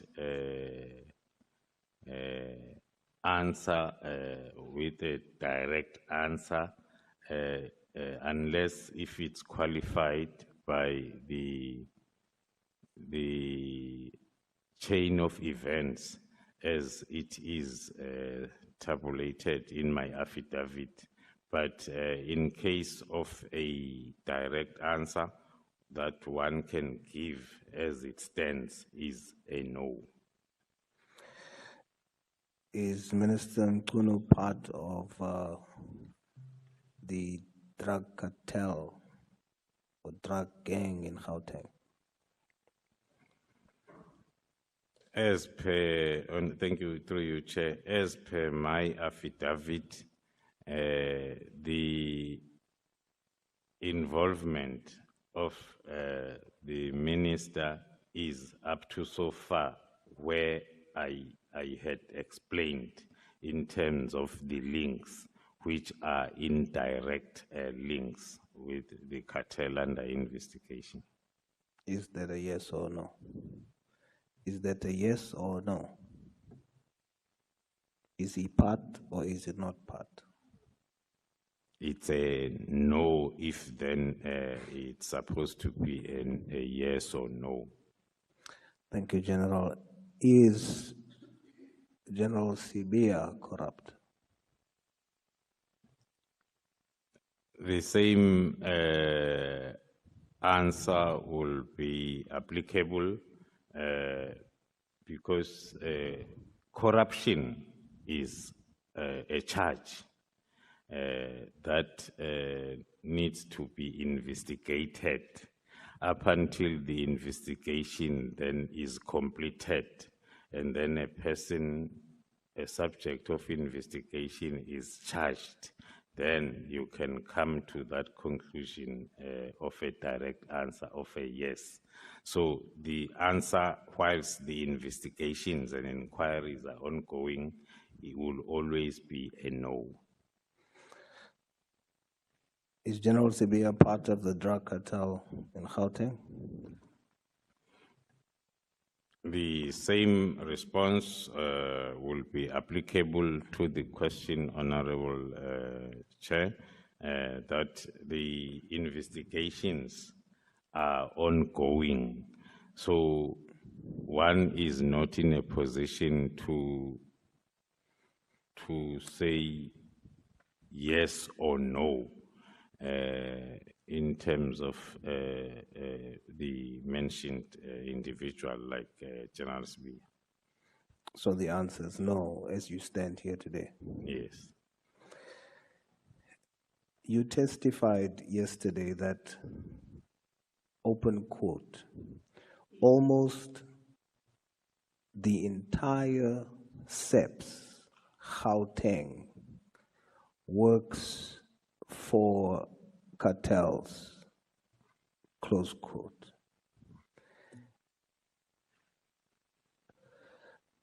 How many members are there, SEPS members, are there in Gauteng? Thank you, Chair. One then cannot be in a position to give the figures unless then one is to get the figures from the respective directorate of human resources, as well as maybe the CFO to give us the numbers in terms of their payrolls. But going back to my statement, I qualified it, and I will always qualify it with our experiences that I was narrating, that we are currently experiencing still, that the operations in Gauteng, they are obstructed such that it gives that opinion that most of the police officers then are part, because you get a new name almost every day of a member at all levels that is then associated with different cartels. You see, General, the reason why that you don't have that luxury, you are a senior, most senior South African Police Service official. You are the head of crime intelligence. It is your core function to know that when you make such a public statement about SAPS, that it must be attached or come with solid proof. Because if I sit here as a layman and the head of crime intelligence says that almost the entire SEPS Gauteng works for the drug cartels, in my view, I would say that's not a layman saying that. That's a head. That's a national head. That means he must have solid proof to make such a statement. You have a duty not to just make statements like that. You have a duty to only make such statements when you have the facts. And that's what you've been saying, that your division is meticulous in investigations. So therefore, it is important for me to understand the financial year 2024-25, General. Gauteng had between 36 to 38,000 members. So when you say almost the entire SEPS in Gauteng, 100% of that is 38,000. So how much out of 38,000 members in Gauteng, based on the statement you've made yesterday, does almost refer to? The entire is 38. What is the amount based on your intelligence who are working for the cartel in Gauteng? Thank you, Honorable Member. The statement cannot be properly understood if it is singled out and cited as a standalone statement. It talks to, I gave an example of our interventions through PKTT in KZN, that there was an open statement that the local police officers are compromised when it comes to investigation of such cases. And that was made to be part of our investigation, the identification of those, and then the investigation thereof to confirm then indeed, as of now, the number of police officers that are involved, that were arrested, that has been arrested, because the operation is still ongoing, it's at 35. Some of them have already been convicted. Some of them are still then awaiting the finalization of their trials. Sorry, now, General. I'm coming back. Just because of my time, sorry. I get the point you're making, but I want you to understand that when you said that statement, you saw the commotion in the room, and Honorable James then repeated to clarify. To say, are you really saying? And then you confirmed. Do you understand the impression you gave us? There was no room for us to draw different analogies. It was a direct statement that gave the understanding that you are saying majority of the total number of SEPS Gauteng works for the cartel. We can't dispute that. You are the head of intelligence, so we would assume you have intelligence on that. Are you saying now, to correct it, that you do not have intelligence on that statement, that the entire SEPS in Gauteng works for the cartel, almost the entire, that you do not have such intelligence, and that is a reckless statement made yesterday, and it gives the wrong impression? Thank you, Honorable Member. I will try to explain again, because I was giving that statement the basis of which it came from, with the KZN example. There will always be an overview of the threat that is identified, which then will be based on that statement. And thereafter, the process of identification and investigation will be a continuous process that then will talk to numbers and names. So it's something that is taking place on a daily basis. But the statement for now, as I uttered it yesterday, it's related to the threat at a broader sense, to say the operation was affected by the fact that whatever that the team is planning will find its way to the targets or to the persons of interest. Yes, we're not disputing that. Zondo has shown us that there's criminal elements in SEPS. We're not disputing that, but it's not correct to say that as a general, you can come and first make a statement and then go and investigate. A statement that speaks to the integrity and the public confidence in the institution that you represent. You can't do that, General.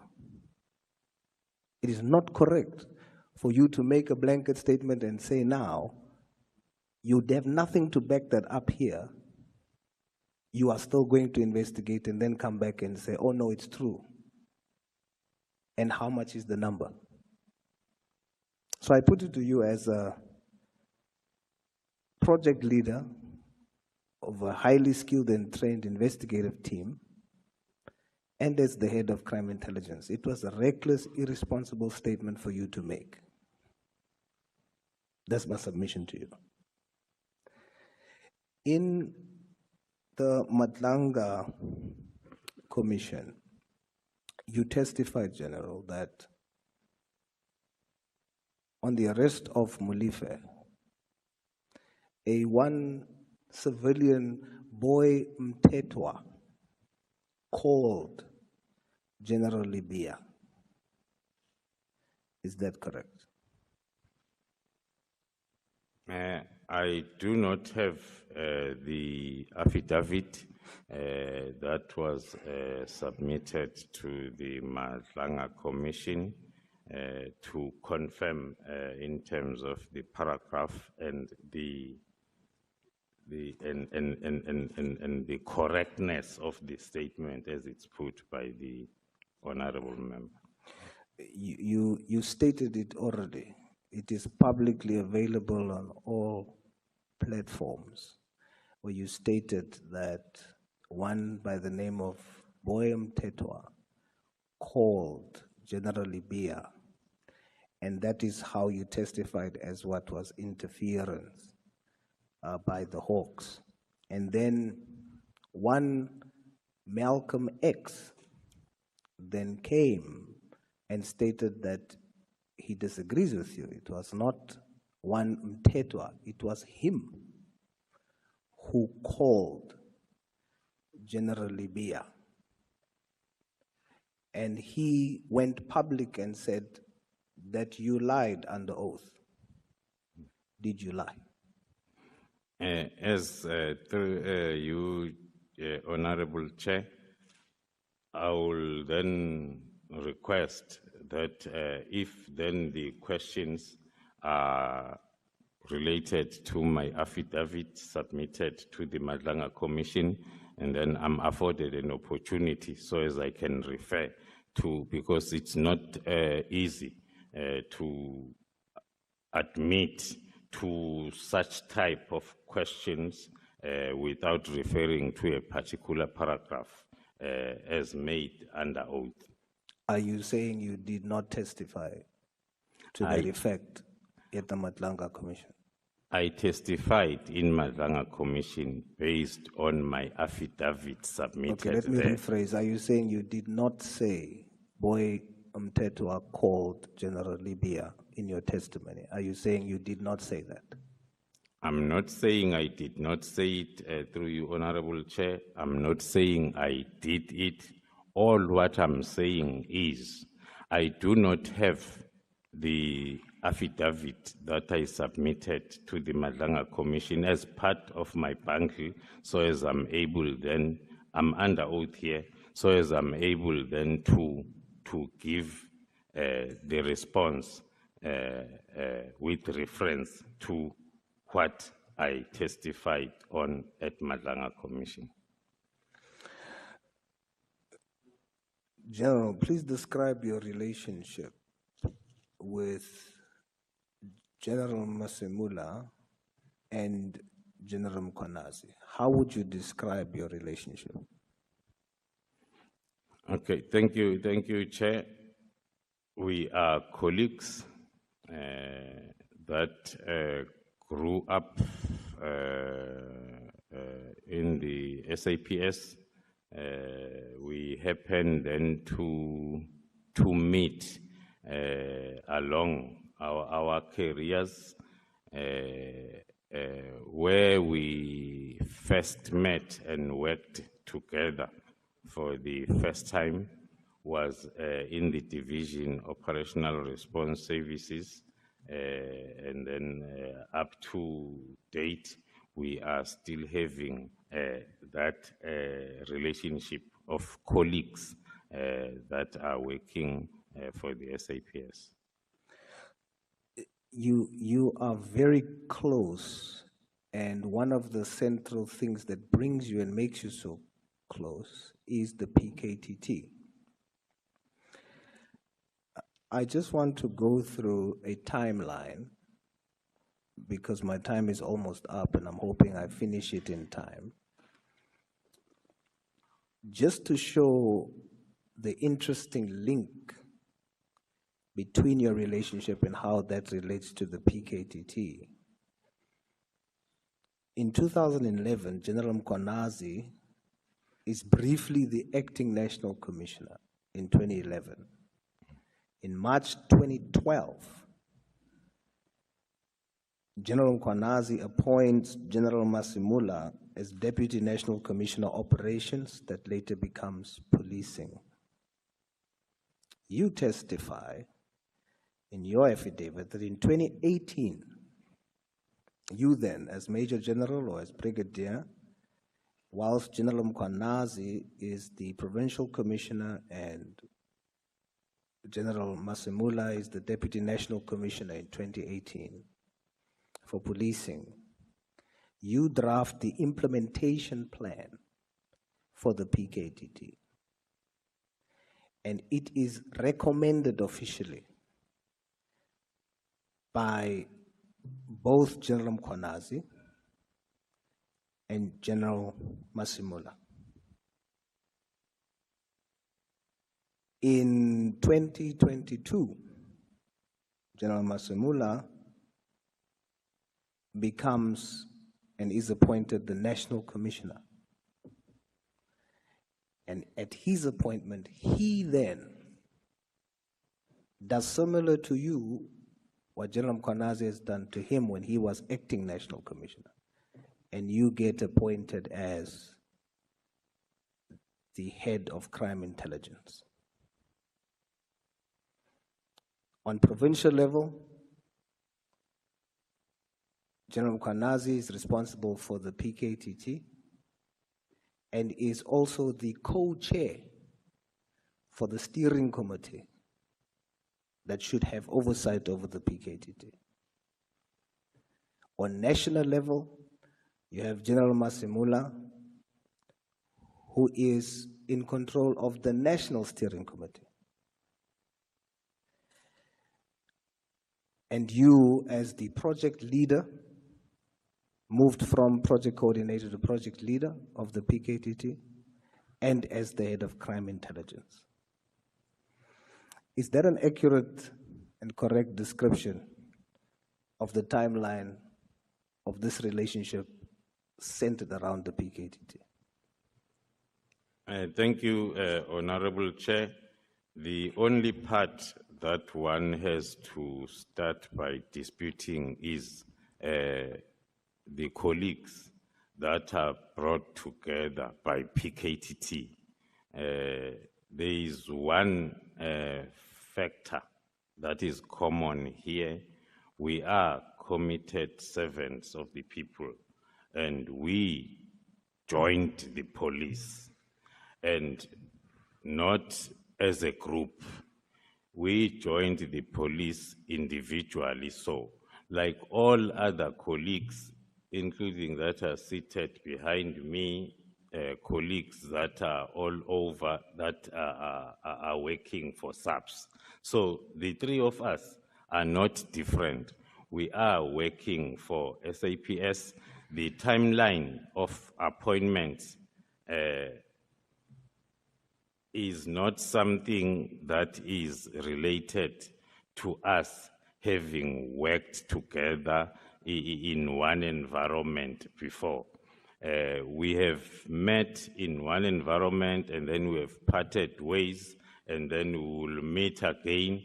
So when it comes to the appointments, who's appointed where and when, according to my assessment, it's based on merits, not on who you know. I was categorically clear yesterday that when Lieutenant General Mkhwanazi was deployed in KwaZulu-Natal to go and act as the provincial commissioner, he requested to the National Commissioner, General Stolle by then, for me to be deployed with him based on my experience, my expertise when it comes to operations, so as then I can assist him during his deployment. So that is based on his understanding of my capabilities when we were working together at the Division Operational Response Services.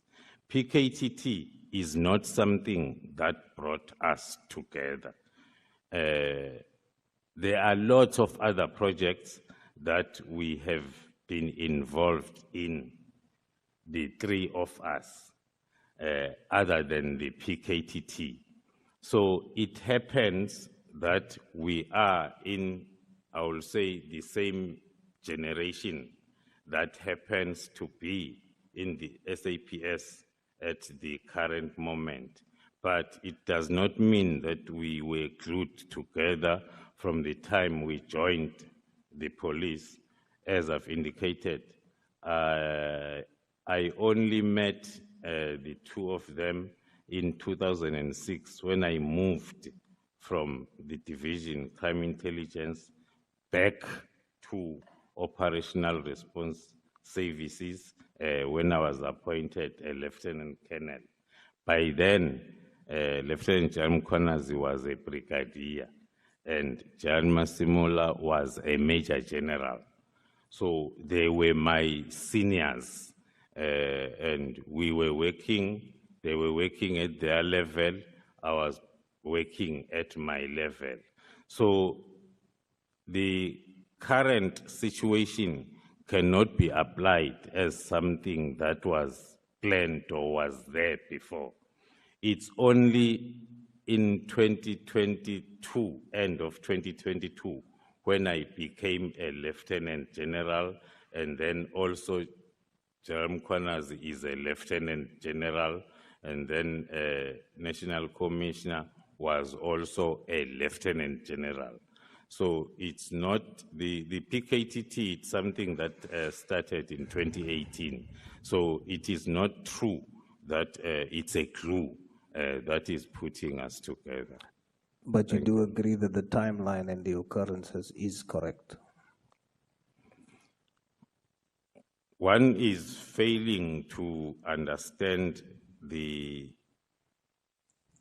importance of timeline in a selective way, like as the honorable member is starting it in 2011, 2012, yes, when I'm starting it at the time when I joined the police, and then individually, so each one of us, the timeline will start at different times. Yes. But the point where we met and we worked together, but at different levels, was in 2006. Yeah, don't worry, General. I won't make the same mistake you did. I will not make a statement on what I believe that means, because we are still in the process. There will come a time when we will be able to accurately say what that means. But I am just probing to get to that point. So do you confirm that the timelines, however, is correct?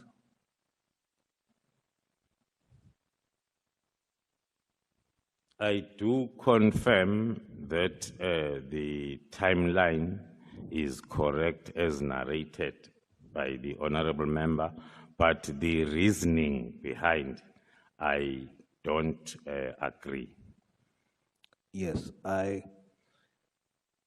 like I said, I will not say exactly yet, because we are still probing to get to whatever the truth is around the issue.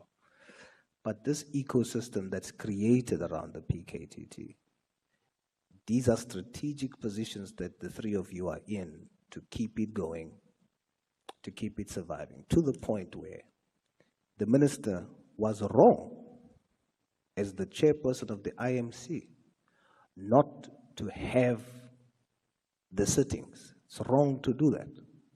He was wrong. But the reason why it could continue despite the IMC is because you had the National Steering Committee, you had on provincial level the steering committee with General Mkhwanazi being the co-chair, and then you had yourself. So it could continue until the disbandment. And then it was all systems go, and allegations was made. And today when we ask in the sitting, the proof, you as an investigator with skill, specialized skill, cannot confidently tell the country that these allegations can be backed up. I will rest and say, General,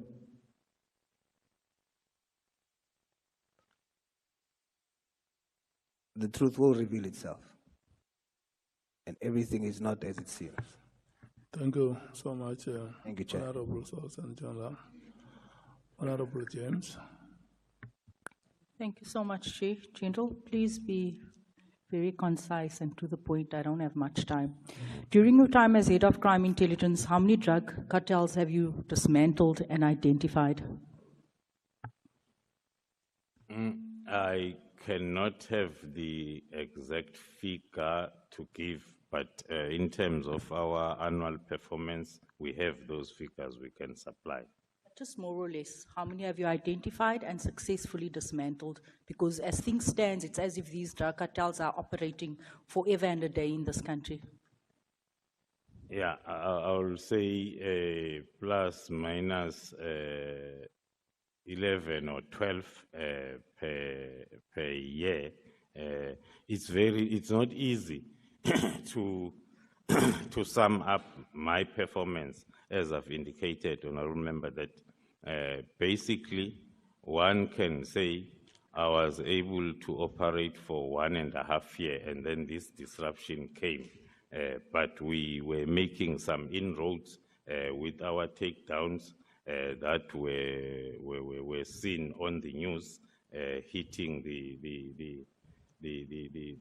drug post, hitting intercepting the drugs as they go in and out of the country, but I cannot be able to give the exact number. Are you able to give us an exact estimate on successful prosecutions of these drug busts that you've taken down? Also that in most cases, the prosecution will take a very long time because looking at my time as it started in 2023, so the takedowns and the arrests that were effected at the end of those projects towards the end of 2023, those cases, most of them are supposed to be still under prosecution. Okay. Now, this Jerry character that everyone seems to be crying about, he was a drug dealer, right? Not even a drug dealer. He was a drug manufacturer. He was a drug kingpin in South Africa. He was probably part of a cartel. Am I correct? That's correct. Were you investigating him? Were you aware that he's a drug manufacturer, or did you only learn this after his disappearance? Honorable Member, that is part of the information that maybe I feel that the platform is not suitable for me to clearly explain as to the drug cartel involving Cathy Mohlahlana and his role, and as to the reasons why he suddenly came up to the level where he is now. Okay, so basically, because when we asked Mr. Mohlahlana if he was involved in drug trafficking, he said no, only his friend was involved. So you've just clarified that to us today. So he too is involved in the distribution of drugs in all our communities. That's correct. So we lied again. That's correct, Honorable. Okay. General, also, you know that Gauteng is a hotspot for drug trafficking, okay? Considering your allegation that nearly the entire SAPS in Gauteng is captured by these cartels, I want to ask about an incident that happened in July 2021. I think it was in Aeroton. You mentioned that yesterday that there was a JMPD officer that was also part of the cartel in Cat and Sibia's corner. There was also a JMPD officer that was caught on that day with SAPS members when they had offloaded their truck and on their way off, and it was intercepted by other SAPS members. This JMPD officer that was on this scene, because it was millions of rands of drugs, has he been arrested? Is it the same JMPD officer? No, it's the second one, but the investigation, it includes even that incident. Okay, so this is, the investigation includes the Aeroton incident, and that wasn't the first Aeroton incident, it was the second one. It's not the only one. It's not the only one. Yes, Honorable. So you're saying that Mr. Cathy Mohlahlana, Jerry, everybody, they all linked? That is the investigation that we're busy with, as I've said, as and when the time is right, one can come back and give a feedback in terms of where we are now in terms of... Because as I'm connecting the dots, this stretches to the Durban Harbour where a container was found with cocaine worth, I think 500 million or something to that, and then the second one again. And I'm looking at the people that you mentioned yesterday and this drug bust, it's all linked, and I cannot help but wonder, has any of these people been arrested? Yesterday, Honorable Chair, I touched on the way our operation was disrupted when we started on the 6th of December. So one will be maybe in a position then to refer to all the names that are under investigation if then we were not disrupted in terms of our plan of these takedowns regarding this whole drug cartel investigation. Have you alerted the JMPD MMC in Johannesburg? Are you working closely because these are his members? That is correct. Then the reports did go to the office of the MMC as well as the Commissioner of Police then in Johannesburg. Feroz Khan, is he part of the cartel? It's those types of questions that I'm not at liberty to answer with a yes or no, Honorable Member, based on the ongoing investigation. Is Sibia part of the cartel? Unfortunately, I'll give the same response, Honorable Member. Okay. So I guess this is why SAPS is going after Tolani Kumalo in Gauteng, because he's dismantling their operations in Gauteng. Because if we have no one that's attending to the drug issue in our country, and we have ordinary citizens acting, and now they must be handed, give themselves up for dismantling these operations. Is that fair? If it's true, it's not fair, Honorable Member. We need to work together. We are clear in terms of the effects of drug or availability of drugs within our communities. Hence, we believe that with this project, we will be able to make a difference. And then also going back to your statement that the entire SAPS is captured, I also know that there's been so many irregular appointments in SAPS, and you briefly touched on it yesterday. Is it also part of your responsibility to look into these matters? One of the responsibilities of the division is to protect the SAPS against any harm. So the irregular appointments are meant then to harm SAPS. Hence, then we are part of the vetting process before the appointments are finalized. I want to ask you, did you vet General Fani Masemole's nephew that is working in his office? Are you aware that he has family members working in his office?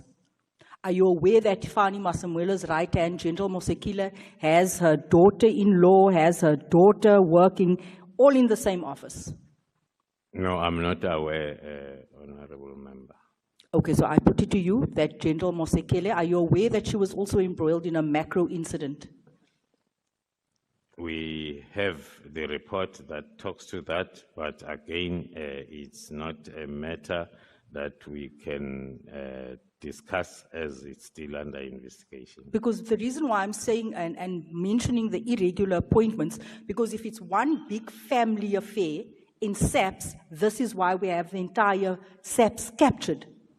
Because it's a family affair, and this is why we have drug cartels that continues to make inroads in our communities, because no one's prepared to speak out, because it's a family affair. It's right starting from the National Commissioner's office.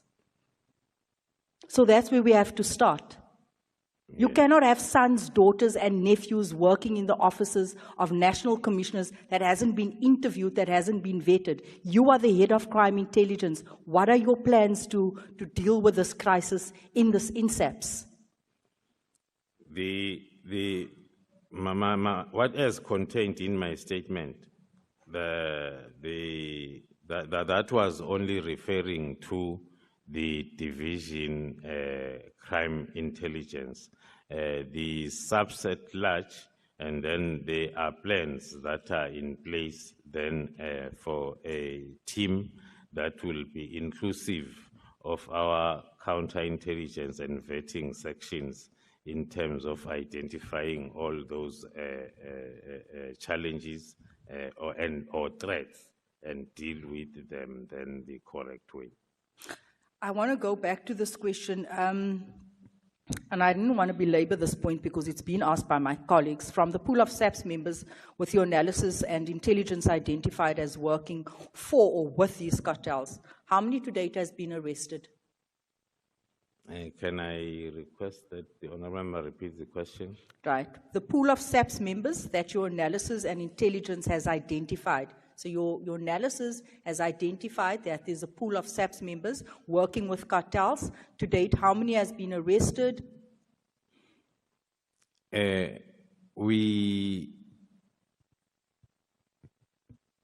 terms of this particular investigation, one can say we have one so far, and as I indicated, the whole plan of the project was really disrupted from the 6th of December when we were starting with these takedown operations to dismantle the cartel from within and outside SAPS.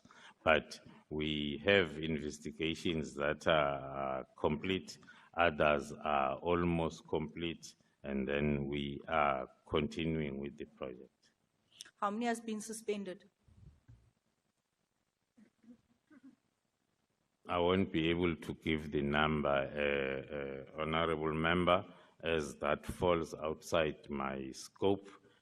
Then the Divisional Commissioner, Human Resource Management, will be the one that can be able to give those. Do you know how many has been subjected to internal disciplinary processes?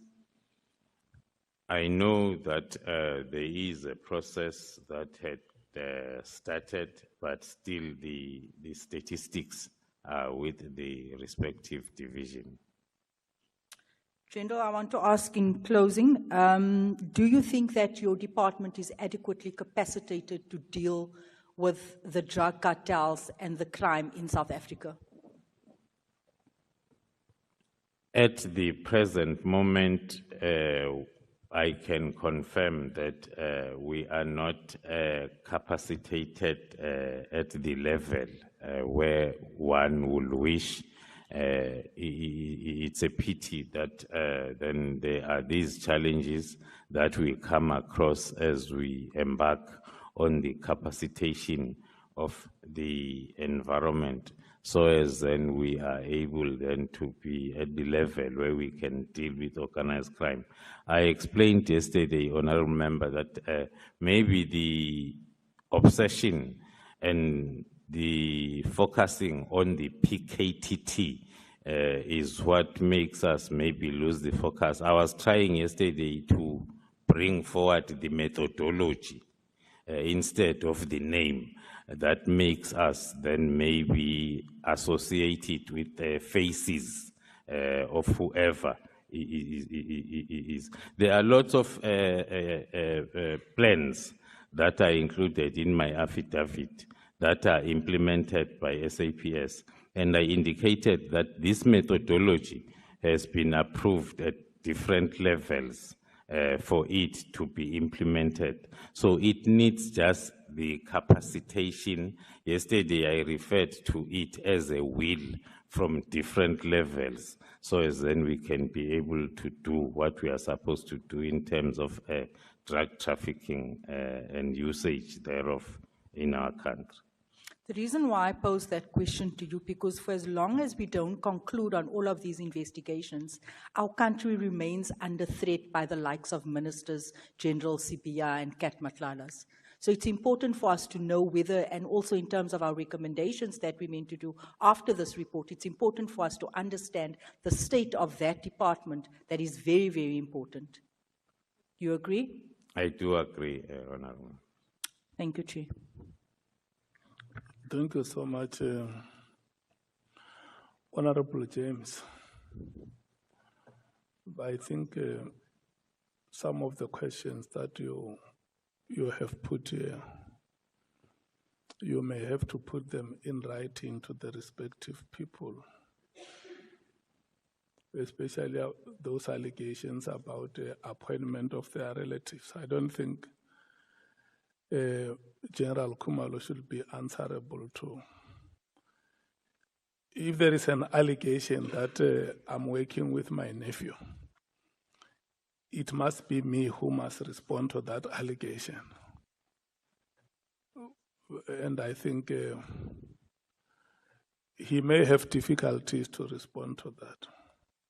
If there are any names that you have, let's put those questions in writing and forward them to the respective authorities for them to respond.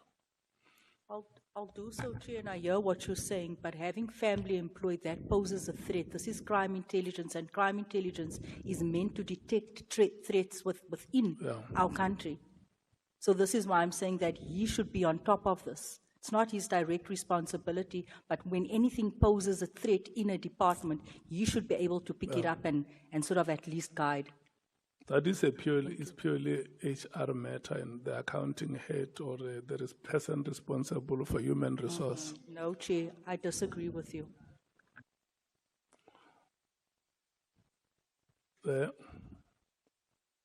Honorable James, will you do so? Will you forward the questions in writing to the respective authority that must respond?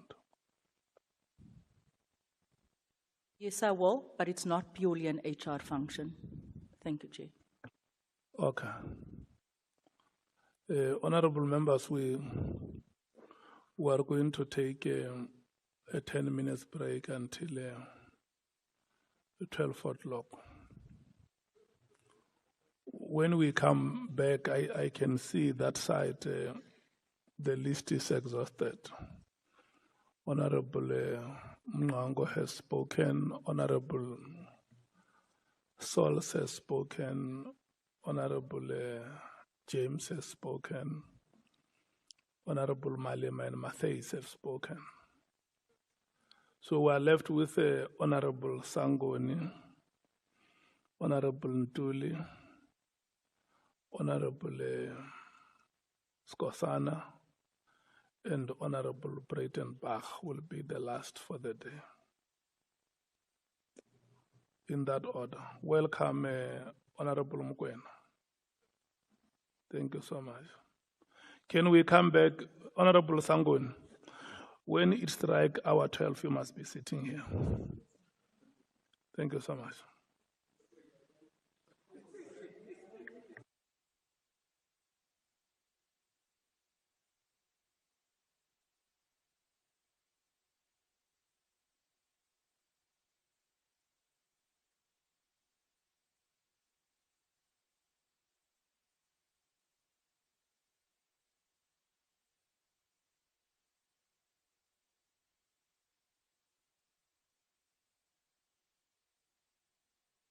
Have a different view of what wellness in the workplace looks like.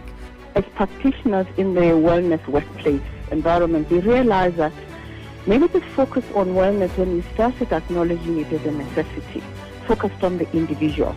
Let's go and do a wellness day, let's go and take people to spas and that. And the focus was like it's an HR thing that's like a little pimple on the face. So this conversation is requiring of us, all leaders in all stages in our environments where we work, to actually be well, to lead. Dr. Mutamang Diaho. The Full Circle with Bridget Masinga, Monday to Friday, 1 to 3 p.m. As the nation seeks answers, SAFM brings you live, uninterrupted coverage of Parliament's Ad Hoc Committee investigating allegations made by KwaZulu-Natal Provincial Commissioner, Lieutenant General Nhlanhla Mkhwanazi. You can also stay up to date with the Judicial Commission of Inquiry into Criminality, Political Interference and Corruption in the Criminal Justice System. Stay informed, stay connected. Tune in live on SAFM 104 to 107 and follow the coverage across our digital platforms live on Facebook, X and YouTube at SAFM Radio. SAFM, leading the conversations that move us.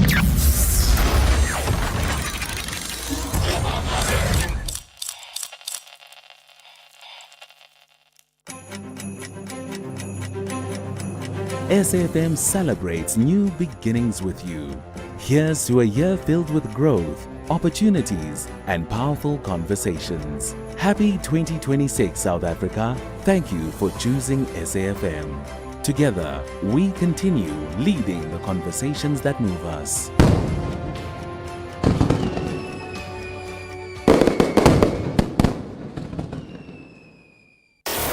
Hashtag SAFM Talking Point.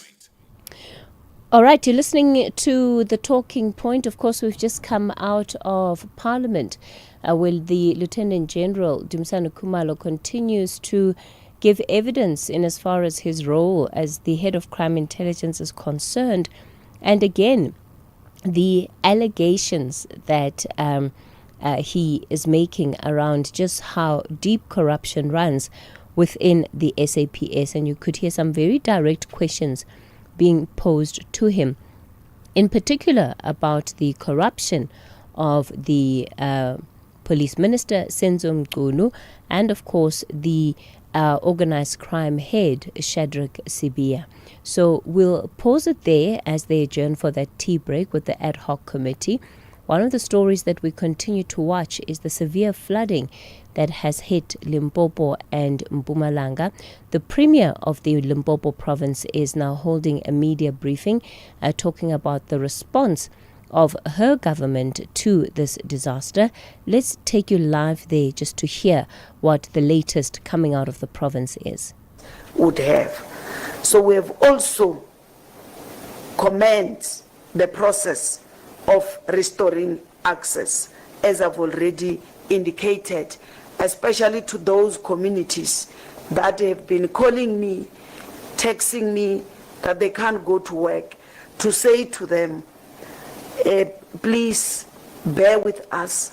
We are in a disaster, but we will work together, and indeed we shall overcome. I also urge our communities, please refrain from risking your lives. Some of you have seen on social media where you are attempting to cross dangerous water. Some of you are doing it just for the sake of trending or some few likes. I'll repeat what I've told some of you as journalists. But your safety comes first. Not only your safety. Remember when you have been swept away with your car, we must get people to come and rescue you. Those are human beings like me and you. And with the current floods, some of them are not going to survive. So we've seen in situations where those who are going to rescue, unfortunately, their lives are lost. Hence, we are pleading with you to say, when you do that for the sake of trending, unfortunately, many lives will be affected. Or some because they want to be peacetime heroes. We've seen community spreading and cheering up a vehicle risking to cross such a bridge. Perhaps maybe we should condemn that, to say that is uncalled for. It's barbaric. If you want to be a hero, come to us. We will give you jobs to do where people will appreciate that indeed you are a hero for the people of Limpopo, but not by risking your lives and the lives of others. And you are doing it in front of our children. And when our children are learning that, they grew up learning wrong things. We've seen that human settlements, especially our houses and public facilities. Many countless families have been affected, and as it is for now, over 1,600 homes, as I was discussing with MEC Makam, have suffered the damage, with many of those washed away entirely, like the area we visited yesterday, Director General. It has become a ground where you can play soccer tournament, because there is nothing that can even show you that there were houses, there were people who were residing here. It's so terrible and it is so bad. So some houses in some areas, they remain submerged with water. Some in those houses you can see that the water was reaching even the roof level. So it has already jeopardized the structural integrity, if you can look at it. So let us recognize also and appreciate the solidarity that we have seen as the provincial government amongst our communities. All right, that is the Limpopo Premier Popira Matuba speaking then in response to those floods that have hit her province. 9 people have been killed in those floods so far, and there remains a weather alert in place for Limpopo. There remains a high alert, in particular those flood-stricken areas. So the province is not out of the woods yet, and that's something for everybody to keep in mind. It's not done yet. In the meantime, though, the Premier says they will be doing what they can to try and restore access roads where possible, but they're urging members of the community to work with officials. So on that note then, everybody be safe, especially if you're in areas that have these weather warnings. Keep a lookout, right, for what it is that the weather service is saying. This is where we leave it for this week on The Talking Point. We're back on Monday between 9 and midday. SAFM 104 to 107 nationwide.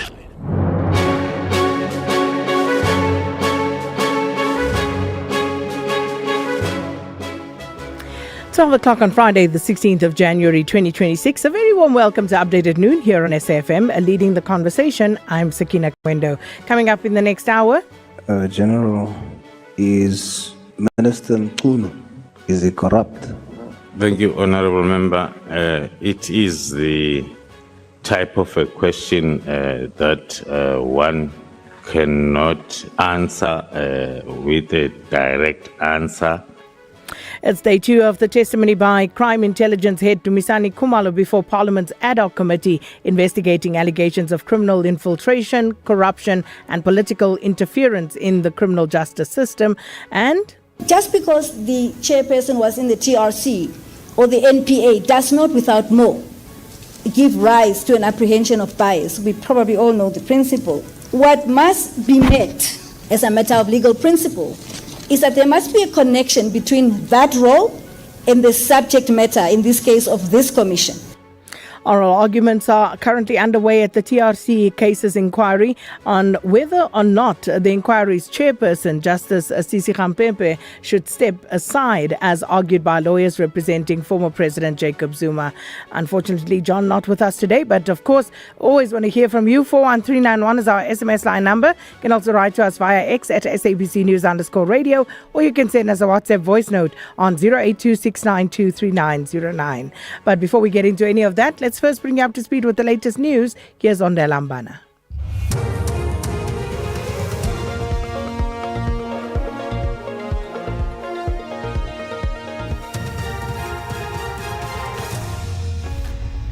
Thank you, Sakina. On the top stories, disruptive rain continues in Limpopo and EU sees a decrease in illegal crossings. For SFM News, I am Onde Lambana, and a very good day.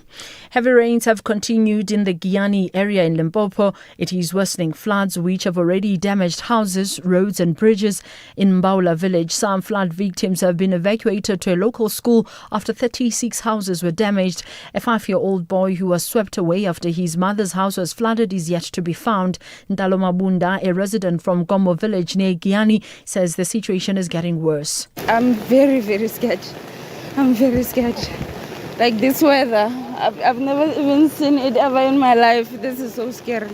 The situation at Gangomo is very disturbing. The bridge is there, the water is full, like it's a disaster. The roads, it's water everywhere we go.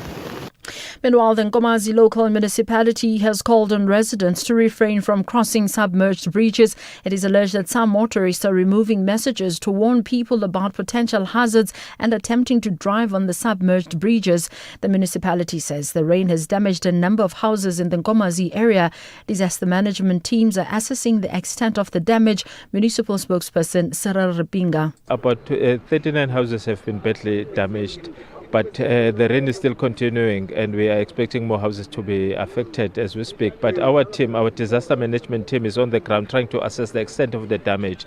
Our bridges are overflowing, particularly the low-level bridges.